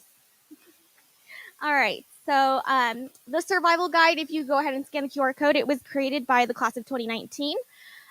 They included some tips and notes on various things. And while I speak about these things, you guys are free to chime in as well. So this program is a lot of busy work. You will notice that there are a lot of assignments in your classes, especially this program especially loves group assignments.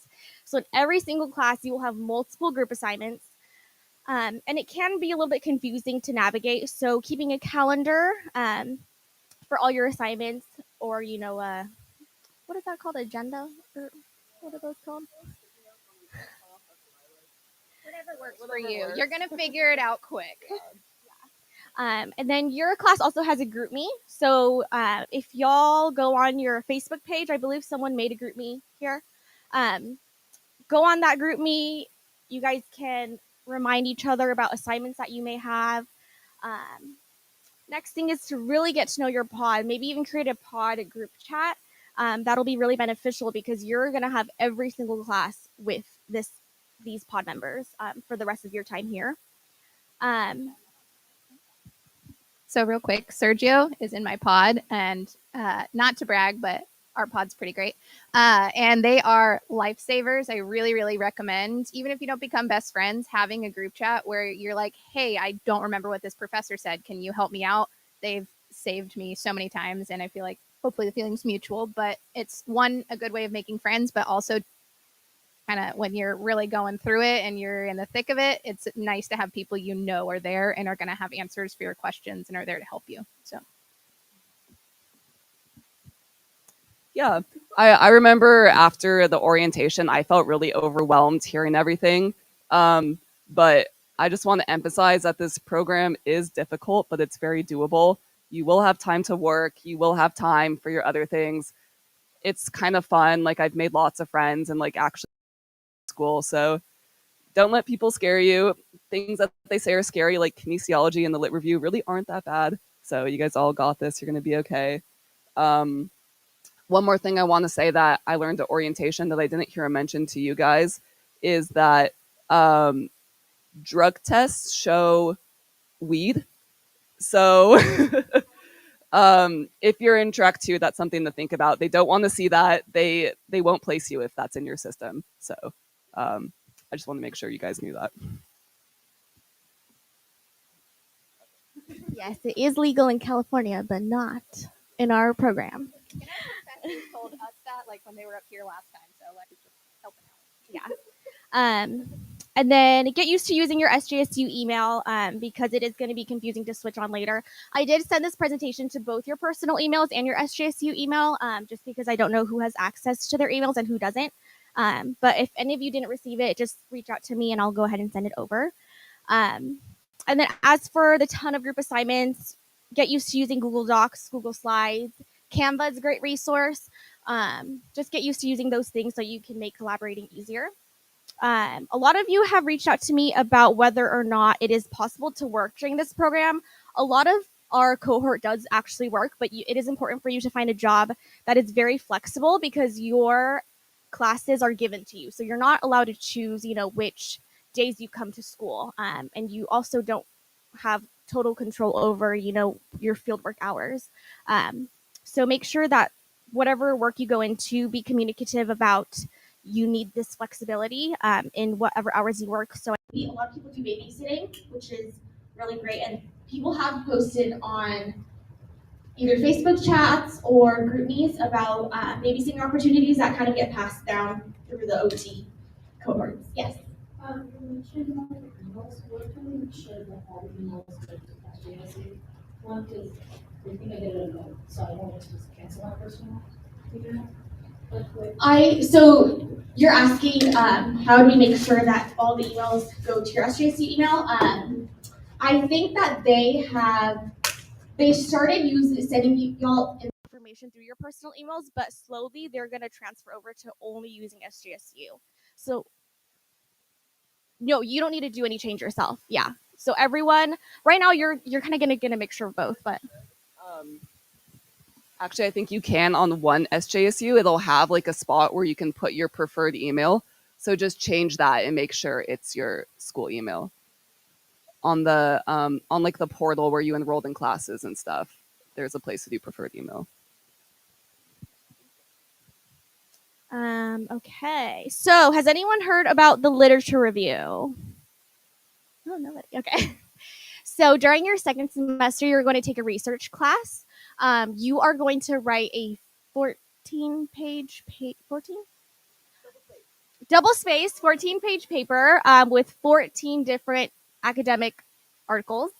And previous years have kind of emphasized how scary it is, but we actually want to emphasize that it really isn't as bad as other people have probably made it sound like. Especially in the survival guide, they name it "Him Who Cannot Be Named" or something like that, and we can't change that. But we just want to reiterate that it really isn't as bad as it sounds. You have the whole semester to write this paper. You have a lot of support from librarians, from your professors, from a mentor if you would like one to write this paper. Keep in mind, we are not able to send you our literature reviews, but I know some professors have posted examples on Canvas that you can read over as well. So it really isn't as bad as it sounds. Another one is to use the live.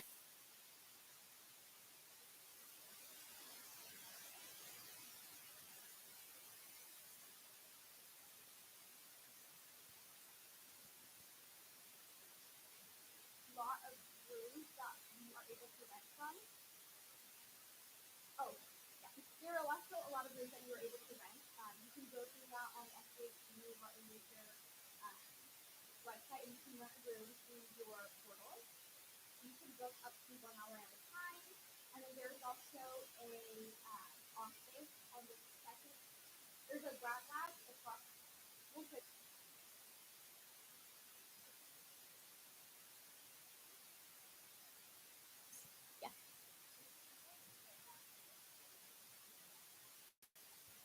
like Susie, Bayanmar,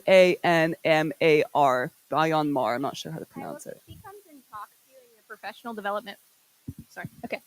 She comes and talks to you in your professional development 1 and will walk you through how to find articles and like how to use the resources through SJSU, which I found really helpful because I did a career change and then came back to school. So I've been out of it for a little bit, and it's really helpful, and she'll get you in the right direction.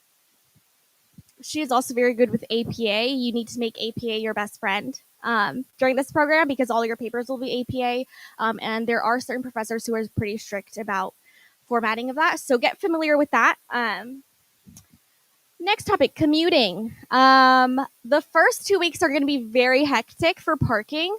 The South Garage is the most packed garage, and it's personally, I think it's terrifying. It just is so tiny, and I know people who drive trucks get stuck in there. So it is the closest parking lot to our CCB main building. But we also do have classes in other buildings as well. Sometimes we use the health building. Sometimes we use the BBC building, whatever that stands for. Something. It's like a business class or business building. But yeah, so just keep in mind.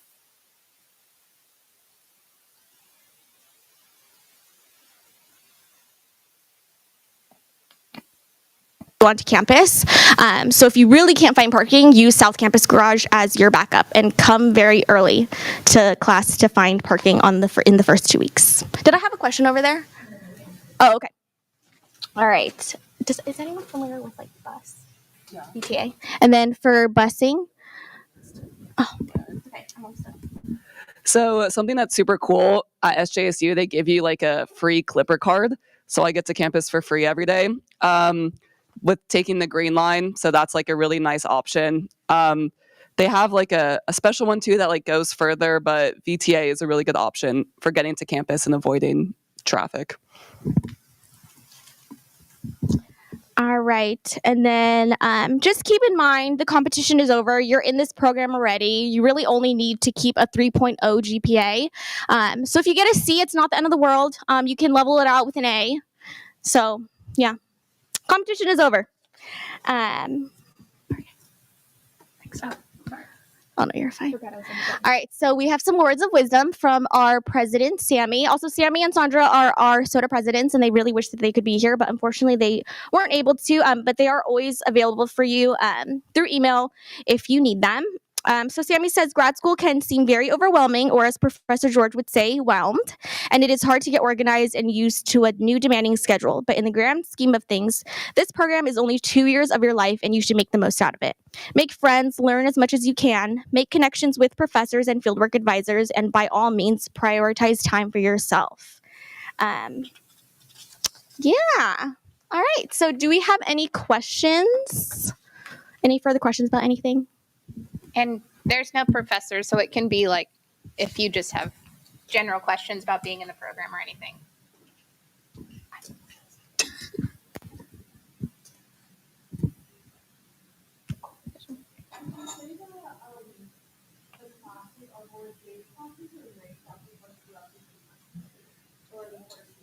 They're definitely more day. I know other tracks had it differently, but my classes, I pretty much had 9, my latest ending at 3.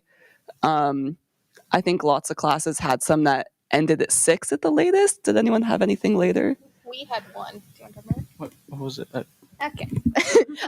So when we had our fieldwork class that they were talking to you about, that class is the funky one where it doesn't meet every week. So we had it maybe like every other week, if not even more spread out than that. So that was the like on campus part, and that was 5 to 7, but that was only a 2-hour class, and that's the only evening class I've ever had. So, but again, that was like kind of a weird one that was specifically for fieldwork. So. Yeah, your classes are about 3 hours long each. So usually maximum is 2 classes a day, and it's usually from like 9. You get a break for lunch, and then it ends at like 4:15. That's like the usual general setup of the classes here. That's a point. Yeah. And like Gloria said, that lunch break is like, I've never seen a class in that lunch break. So when you're scheduling your group meetings, and it is a lot of group work and group papers, so like Gloria said, really be prepared for that. That's a really good time to just leave on your schedule. That's what I did. If I was already on campus, then I would like put my meetings in there so I didn't have to keep coming back and forth. I went back too, and I saw that I don't have any Friday classes. Is it going to stay that way, or is it? No. No. I'm track 2. I had a Friday class my first semester, and I have a Friday class again. So unfortunately, I've never had a Friday class, so it depends. well, that's annoying. So I have it too. Yeah, no. It's possible. Yeah, I didn't have Friday class my first semester during my first year. My second semester I did, unfortunately, but I don't this semester. So it really just changes. Yeah. It really is up to the professors and when they're available to teach. So yeah, we don't really get a say in that. Is there any other questions? Yes.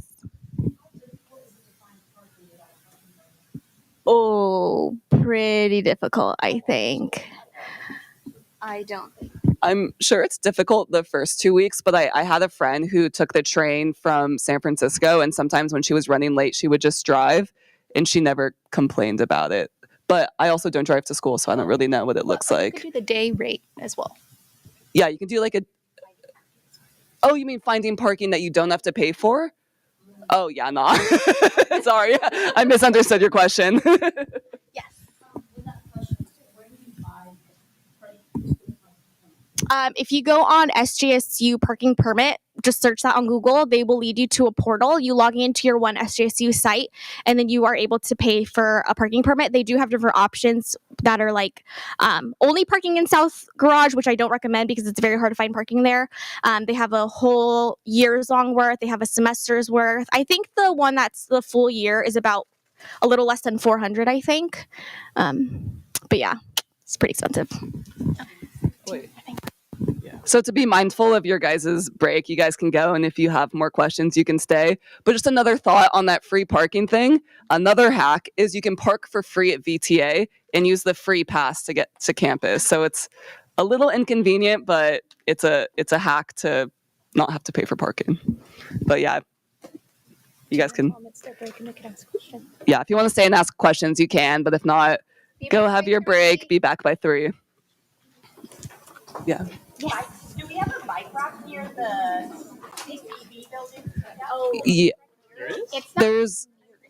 It's like if you go past it ever so slightly, like towards where the Phil's coffee is, there's like it's relatively near. great. I found my coffee. Yeah, exactly. No one's been asked. Yes. Well, for what? Does the health services do also the drug test? Because I've heard that. I don't think so. I was listening to that. I'm pretty sure they don't. They'll do it like on Castle Branch. Like they'll assign it to you, and you have to go to like a. Wherever. Where They're local though. they're like, local. No, Tev. Oh, like local. It's just like the where you do blood tests. I forget what it's called, Cool. but it's And yeah. my other question is, do you know what Castle Branch uses for drug use? Urine. Pee. Alright, cool. Yeah. I had to ask. Thank you. Yeah, of course. Listen, we Good to be prepared. Yeah. All right.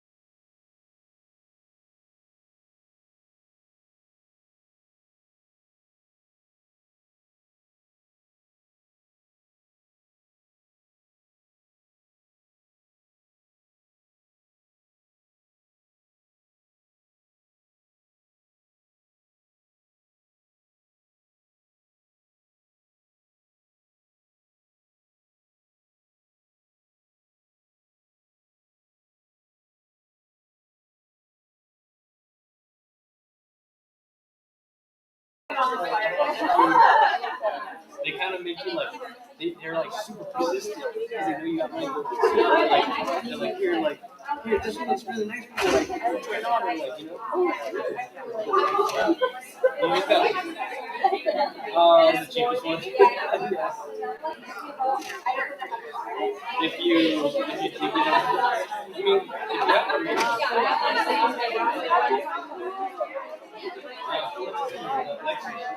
I didn't know, but I wanted to be here. Oh, like, yeah. I mean, yeah, Finland.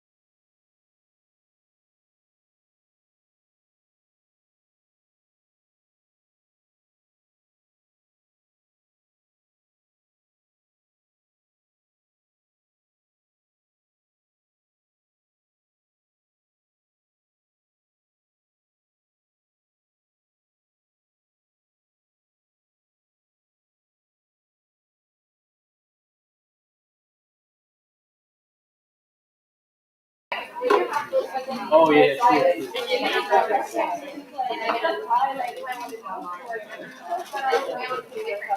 I'm glad you got it.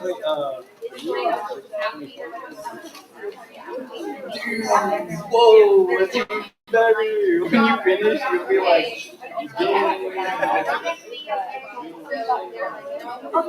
making bakery.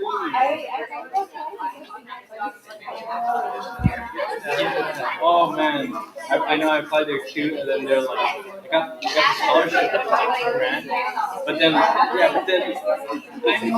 was like looking at them like it's not. Nah, yeah, I was like, nah, I'm coming here.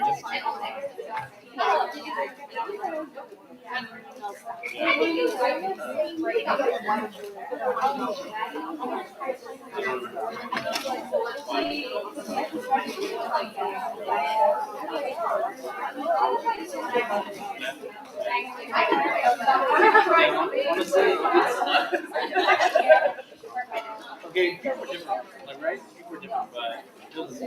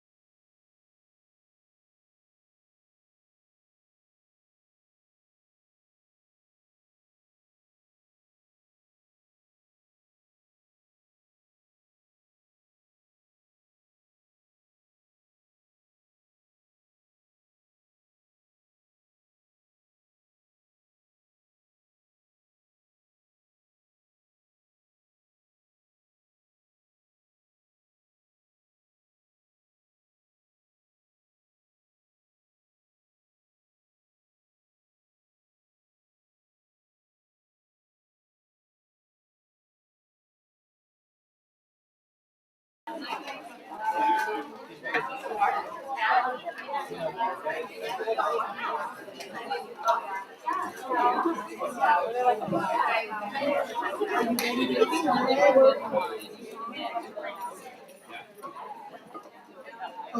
are you ready to get started? Okay. We're almost done. We're heading into the home stretch. Did you hear anything that confused you from them that I have to now fix? No? Okay. Say no. I really don't even know what their topics were, so I'll find out, right? So I just wanted to, this part is, we're gonna talk a little about other things and then go through the manual really quickly, so I could kind of highlight to you what I think is important in the manual. Did you read the manual? I hope you did. If you didn't, please read it before you start, because this is your contract with us. And so there is a page in the back that you need to sign that says you've read this, and I have to get that back. But mainly it'll help you if you have any questions about things as the semesters go on. I might refer you back to your manual. But first, I think you've already done this. Turn to your partner next to you, person next to you.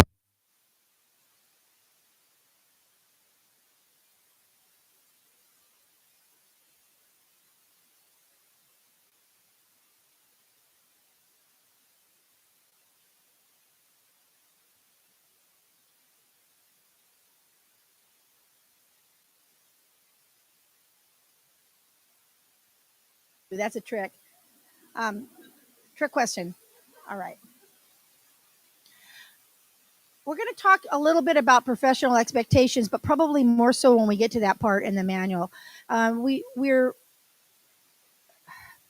hope that everybody develops these professional, what we expect for you in a program like this, having to do with things, and you could read about integrity, honesty,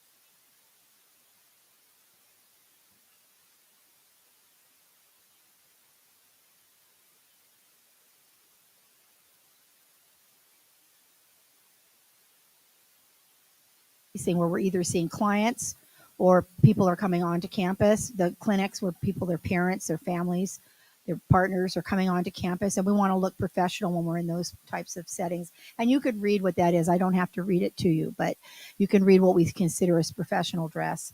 And it's not, it's not fancy. You don't have to go out and buy anything. It's just being mindful of what you're wearing on those days. I think the other professional expectation is that you will prepare for class. The readings can be overwhelming. We know you can't read everything. I don't know that I could read everything for 5 classes if there's heavy reading. So how do you approach that? Because the instructor is going to have a PowerPoint for you based on the fact that they're expecting that you did the readings. So there are certain tricks you can do where you can read highlights go through the chapter, look at the high points, the highlighted, the titles. The pictures are really helpful because they're going to key you into something important that's happened in that chapter, and have an overview. So if you can't read something thoroughly, at least be able to read it with with an eye for gaining what that chapter was about, so that you're not coming in without knowing anything about it. Otherwise, it'll be confusing when they do their lecture, and then it'll be confusing more when you have a test, because you're going to go, you didn't say that in class. Well, no, maybe they didn't say it in class, but they had expected that you'd looked it over. Okay. So if you are feeling overwhelmed with the readings, talk to the instructor and or the professor that you have, and see if they can do something to help you manage that. Professor George is really good at that. She's a really good person to talk about how do I manage this if I'm having a hard time, or if you're having a hard time with a class and you don't do well on the first exam, getting some tips on how can I study differently, because that didn't work. Whatever I did didn't work. So what can I do? And we'll help you through that so it's not as horrible. The instructors will try and balance out so that you don't have exams on the same week. but sometimes they don't know. It's a lot to manage between 5 people. So you could bring that up in your first class. Look at your syllabus. You all have access to Canvas now, correct? There's things aren't showing for you yet for the classes, though, are they? Because it probably won't show. It won't show till the first day. So once that comes up, look at your syllabus, go through it, just glance through it, look at the days that things are due, put it on your calendar. And if you're finding you have 2 really big projects very close to one another, that's the time to talk with the professor and say, you might not know this, but we also have a big project due in this other class. Is there any way that we could look at moving this a date around? So they'll be open to that, but talk to us about it because they don't know. Everybody's trying to manage all their classes and do the best they can. Questions? Oh, there she is. She came back to pass out those forms. You want to pass them out to them?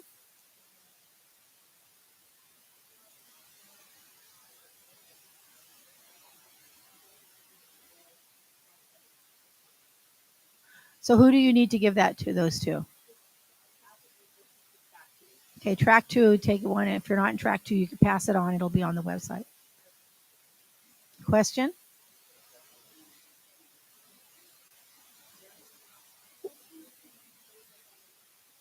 Oh, no.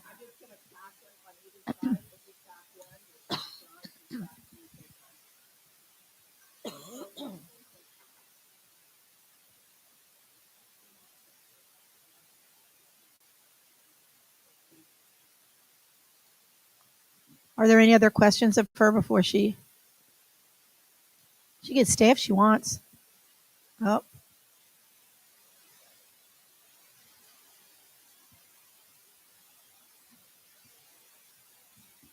Okay. So the student manual, a few key points to highlight in there. Let's see. If you turn to page 813, you have the pages on yours, if you downloaded it.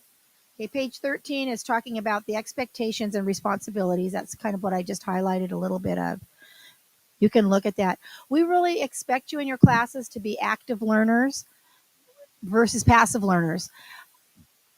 In graduate school, in this program especially, there's a lot of interaction. We want to hear from you. We want you to participate. That's why the classes are small. So please do that. You're not going to be just sitting in class and getting lots of information thrown at you. We want you to be able to synthesize that and use critical thinking as you're hearing that. And then you can see, I just wanted to alert you to read that page carefully because that talks about what we're expecting of you. The next page, if you go to page 16, it talks about the curriculum. We are accredited, I think Dr. Arata brought that up, by ACOT, I can't even remember what it all stands for. Anyway, it's the accrediting body of our organization.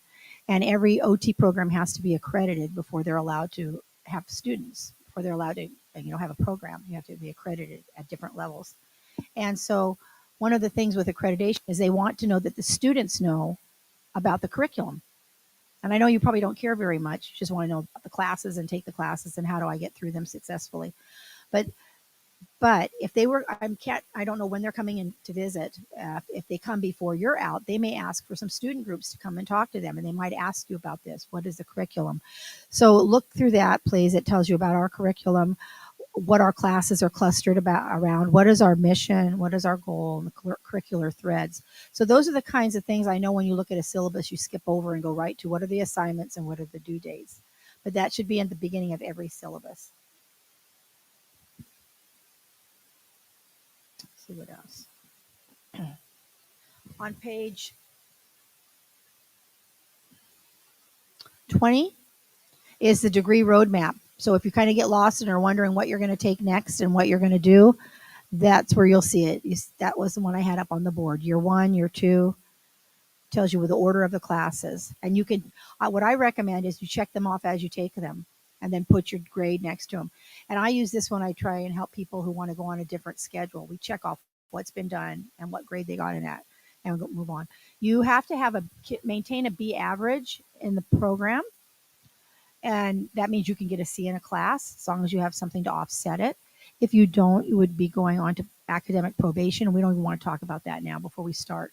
But I don't want to scare you away and think you have to get a certain grade. When I started my PhD program, I thought I remembered them telling me I had to get an A in every class. And I thought, wow, this is hard. That's harsh. But I don't think they said that. I ended up doing it, but I only did it because I thought if I didn't, I would be kicked out of the program. So I just want you to know that you can get a C in a course as long as you have something to offset it and you maintain that B average. If you don't, and it talks about this later in the manual, you would have an opportunity to bring your grade up, or your average up. So that's good. Anything below a C in this program is not passing.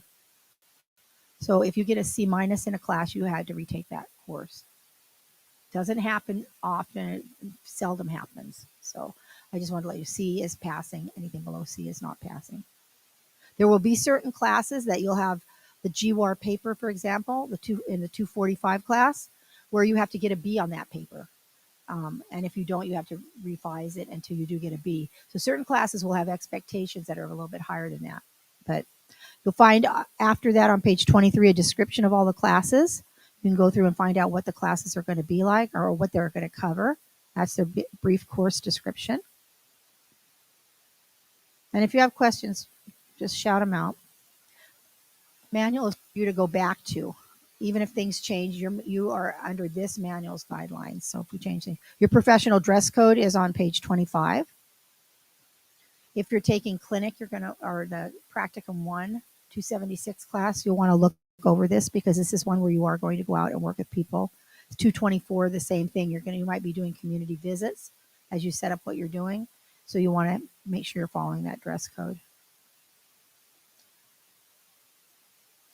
The other pages are all really important, but they're not until they're about graduation and advancing to candidacy, and I don't think we need to talk about that yet. We'll talk about that in other advising sessions.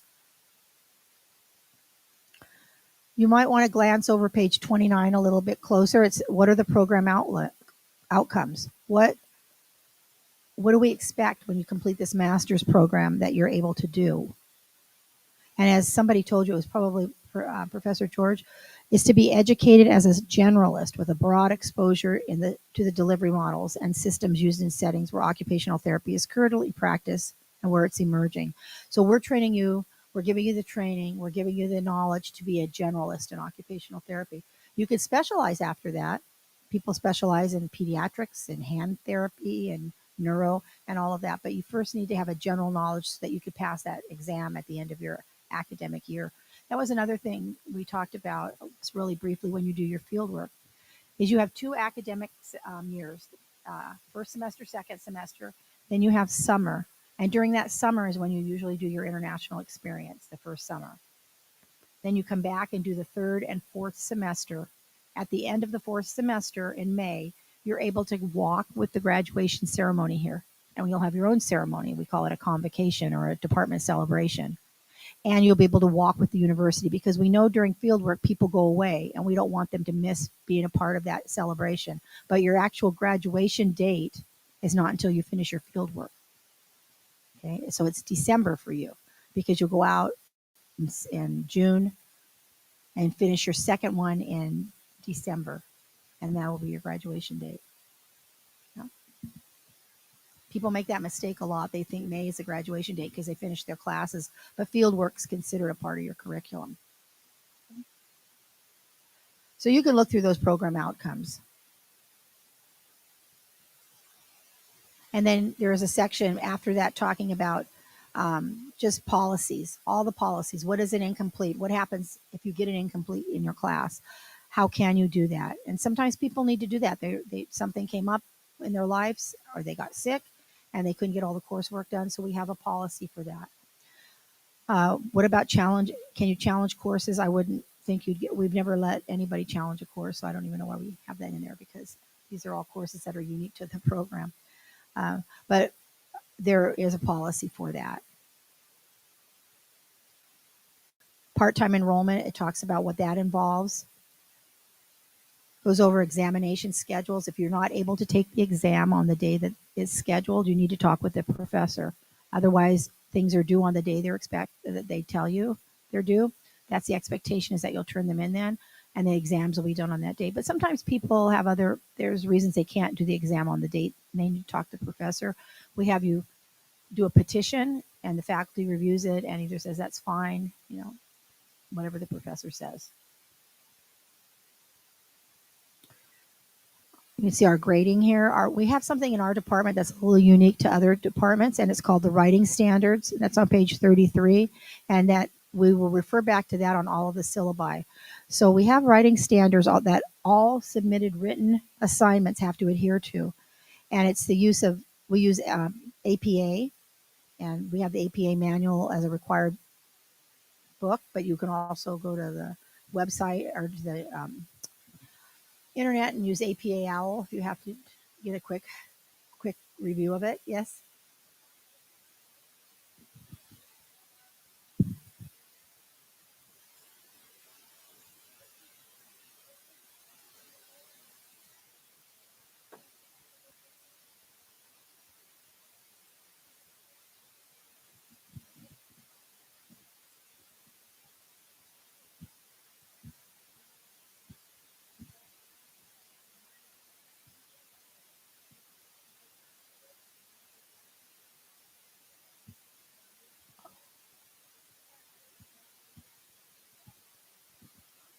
Yes, that her suggestion, if you didn't hear, was to start making sure you understand APA early, because you're going to use it in all of your classes, and you'll lose points just on your writing, and you don't want to lose points for that.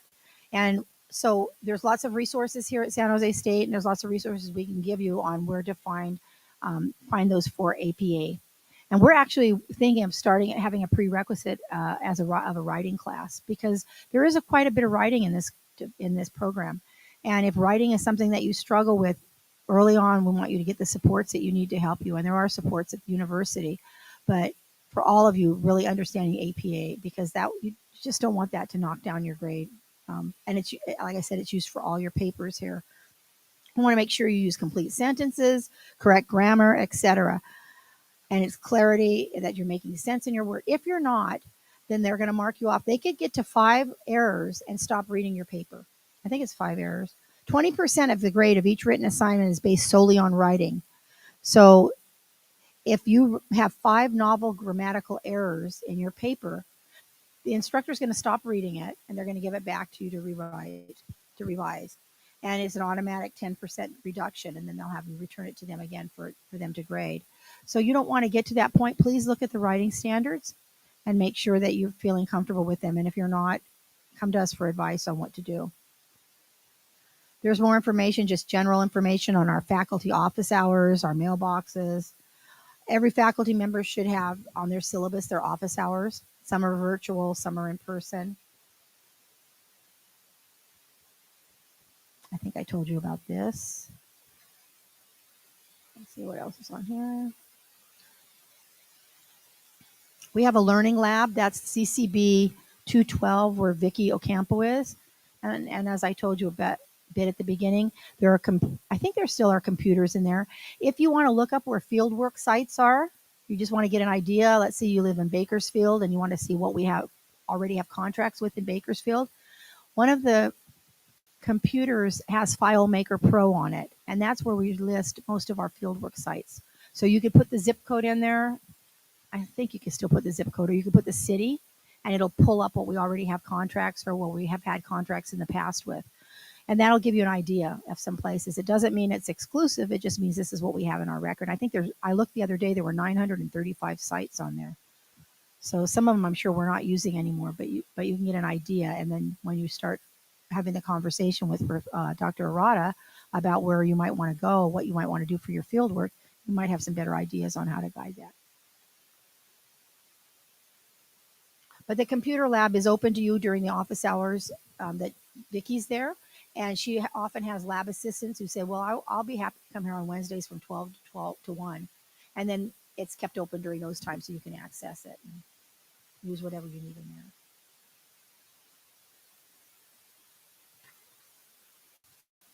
You'll hear more about the professional memberships. We have different organizations for occupational therapy. Our state organization is called OTAC, Occupational Therapy Association of California. This year, the annual conference for OTAC is in Pasadena. It switches back and forth. It was in Santa Clara the year before. But that's our state organization that protects occupational therapy practice for all of you going into it at the state level. So really looking at the laws, the legislation, what's going on that might be a threat to our profession, and work on it. Everybody who is involved in it, except for the CEO of the office, is our volunteers. I was the vice president for 4 or 5 years. I can't remember. I'm just coming off of that role and going into a committee chair role. But Allison George is the treasurer. And so yeah, is she back there? Oh, she got lots of awards last time. So we'll be talking to you more about that because we want you to be involved. This is a profession that we need to protect and always be watching out that we're getting the services that our clients need. And so it's not one that you can sit back and just go to work. You can, I suppose, but then other people are fighting to protect your profession. So we really would like people to become involved and stay involved from student all the way through. There are student delegates. There are things that are specifically for students within the organization, but then to stay involved when you become a practitioner and help with the state organization. Allison, anything you want to add since you're back there about OTAC?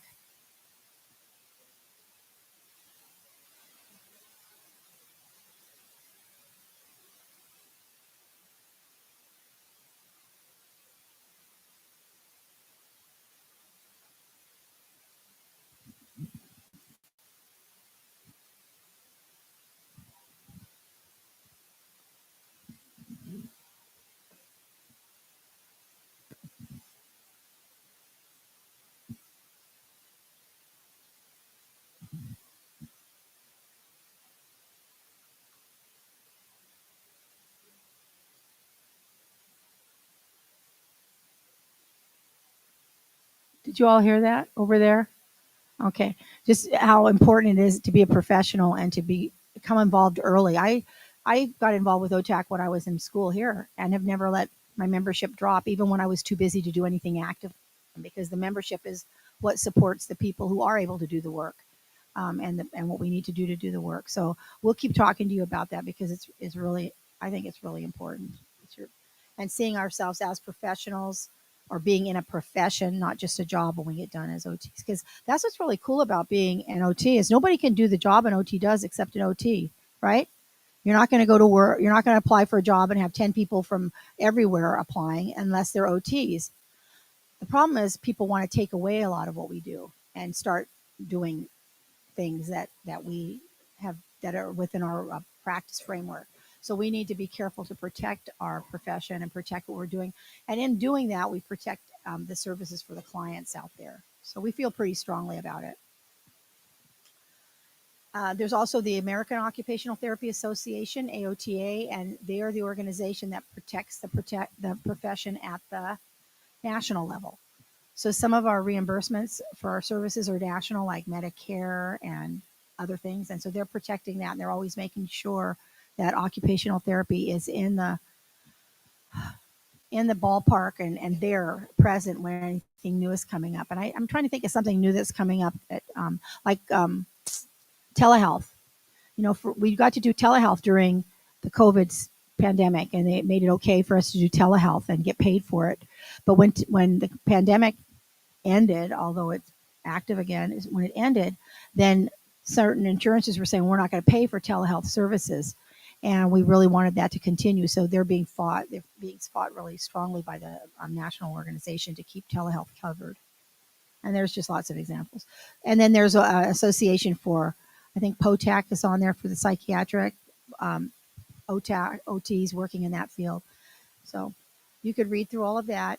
When you get to page 43, we start listing the scholarships. And I know you're interested in those. There are lots of scholarships offered through the department that you can apply for in, I think, your second in spring. And some people get them then. A lot of them are awarded to people at the end of the program. And you can read about those. You do apply for them. They're through the department. There are also fieldwork loans available if you really need help during your fieldwork. There are money we can loan you and it's got a really good, very low interest that doesn't even start, I think, working or accumulating until you're out, done with your internships. So that's really helpful. But the university also has some really good scholarships if you take the time to look for them. They had one called the Bertha Calm, and I think it's $10,000. And we had one of our students get it. It was a real honor. It was the second time in 2 years that we've had an OT student get that award because of what they want to do as they leave the profession, as they go out into the profession. So search for those, look for those. They're out there. There's graduate equity loans. There's all kinds of things that will help you through the program. And then there's the rest of the pages are mostly resources for you to look at if you need financial assistance, if you need other things, you find out where to go to find those things. There's help for writing if you need writing. There are people we could talk to help set up tutors or whatever you need. We'll try and help you find. And the university is really good at helping that, find those resources too. But you have to look for them. You have to say you want them or need them. Questions? No questions? Is it too much? Everyone's quiet. What'd you guys do to them? What did soda do to you? Yes.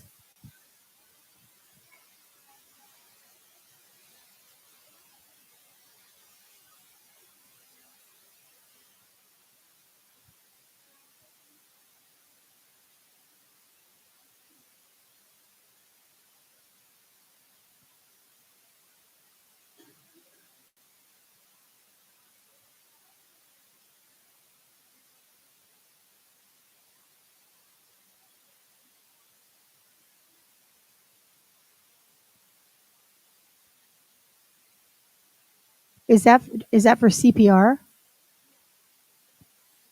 Okay. That what they were talking about is the CPR beyond CPR. Is that what it's called?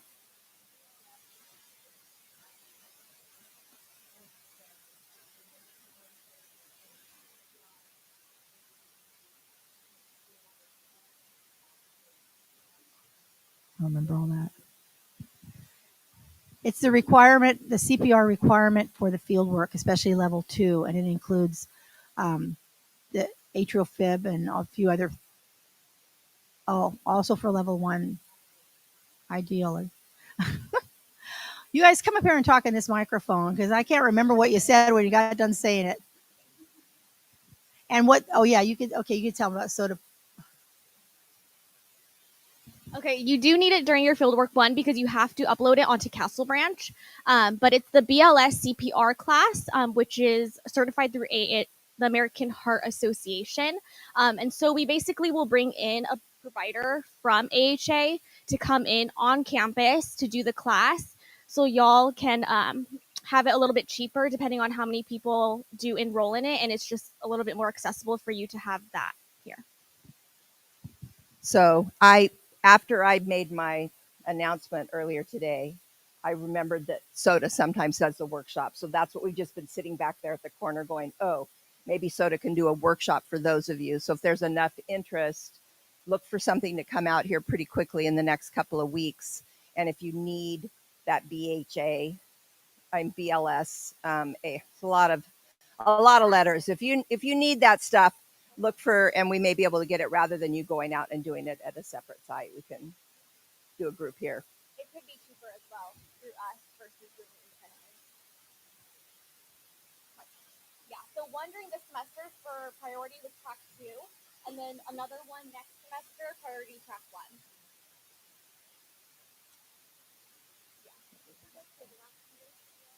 It lasts for 2 years.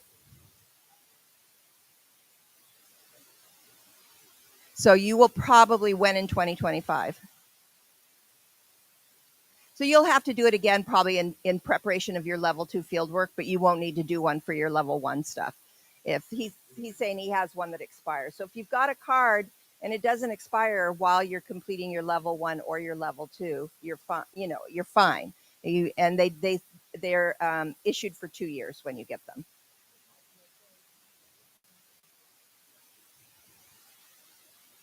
I'm thinking probably not. You guys can see it. That reminds me about reading your emails. Somebody told me the other day I was in a marketing meeting for how do we market our programs better, and they said students don't read their emails. It's like, well, then what do they read? Well, text messages. Well, we're not going to text message you. So please, when you look for emails from the program, look for emails from the announcements, from the Canvas announcements, because really important information comes out from the instructor, like something's changed for that day. Maybe there's no class. You don't read the announcement, you're not going to get it. So please read announcements from them. And when we set up your advising Canvas thing, please read those too. So I know there's a lot. The university sends out a ton of emails about everything, and then they send it again in case you didn't read it the first time. And a lot of it is just advertising what's going on. And the fall is a really exciting time. There's a lot of things going on, but read our emails, because we want you to know that, if we get them. If you're not getting them, let us know as well. So we could, sometimes something gets messed up and we have to fix it. Oh, yeah. The reason we asked for all of your SJSU emails is that we're only supposed to email you at that address, not your private address. So I think a couple of people didn't have them. There was a problem with them. We need to get those in right away. But that's where you'll be getting your emails from us at your SJSU address. And unfortunately, all of them from the university at that address as well. Any other questions? We got everybody up here. Yes.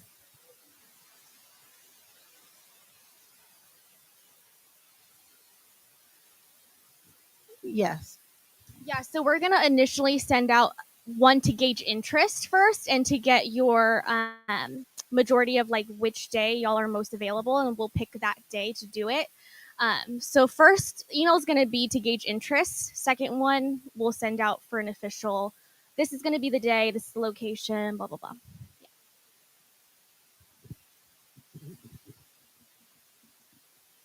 Anything else? Okay. Well, we're what? Oh, I did before, but I'll tell them again. It's really important that you join SOTA for a couple of reasons. One of them is because there's a lot of great events. Is that something? It says join SOTA. Oh, scan the UR code. CUR, BUR. I don't know. Somebody, I can't hear. What is it? QR. Oh, the QR code. Okay. Anyway, scan that. And, because they tell you that a portion of, or a part of what you pay, or most of what you pay, goes back to you as you convocate. And if you have a certain percentage of people who have joined, but it's good to belong to your student association. You know that resume that Dr. Arata was telling you about? You don't have a whole lot that's going to go on there right now that's going to be, saying what you're doing OT wise to impress somebody to want you to be in their site. So joining the different groups is a really good thing that can go on your resume, as well as some of the things you attend. If you've got not much to go on your resume, but you attended an excellent talk on something, and put that down. You want to make your resume reflect what you've done. Join SOTA, become an officer, or become somebody on their board, because that's really looked upon highly. And that kind of thing is really looked upon highly when you're applying for scholarships as well. It shows your interest and your involvement in what you're doing. So yeah, I think they should all join, right? Yeah. You might get an award for everybody joining. Maybe we have ice cream. Gloria will tell you about all the fun. There is a lot of fun that SOTA does. I think it's a great way to connect with each other. But it kind of tagging off the resume, the resume you're going to build for sending out and letting people know. I don't want you to think that you have to show that you've got all this vast experience for people to accept you for your field work. That's not how it works. But something that shows that you have some awareness, that you've got some clinical experience, either through your volunteer work or your level ones, or the kind of clinic things you've done, like Dr. Smith said, the workshops and things you attend. It just tells somebody, it gives them an idea of how much experience you have, the types of places you've been, and it tells them something about you as an individual. They don't need to see the 5 years you worked at McDonald's when you were in high school. It's not that kind of resume. It doesn't have to be an extensive work history, unless there's related work, right? If you worked in ABA therapy, that would probably be worth putting down, particularly, or if you were an aide or a CNA or something like that. But it's not that you're trying to build a resume to convince people they should take you as field work. It's not that type of competitiveness. Any other questions? Are you tired? Okay. We could start the tour to the department early, and I'll be there in a minute as soon as they come to collect everything. And you guys can get PETA out if somebody can let you in my office. Catherine can let you in, and you can get PETA. PETA's a dog. PETA. Call her a dog is generous. She's 4 pounds. She's my little dog. She hangs around during the semester and makes people who need to be pet dog have a dog to pet.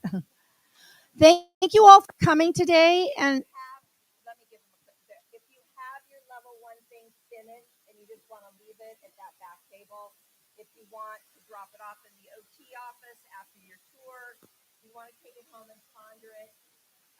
I will send a blank one out as well so that you can email it to me. thank you all. It's nice to see your faces. I'm glad you're here. Yay. Yeah, congratulations for getting into the program.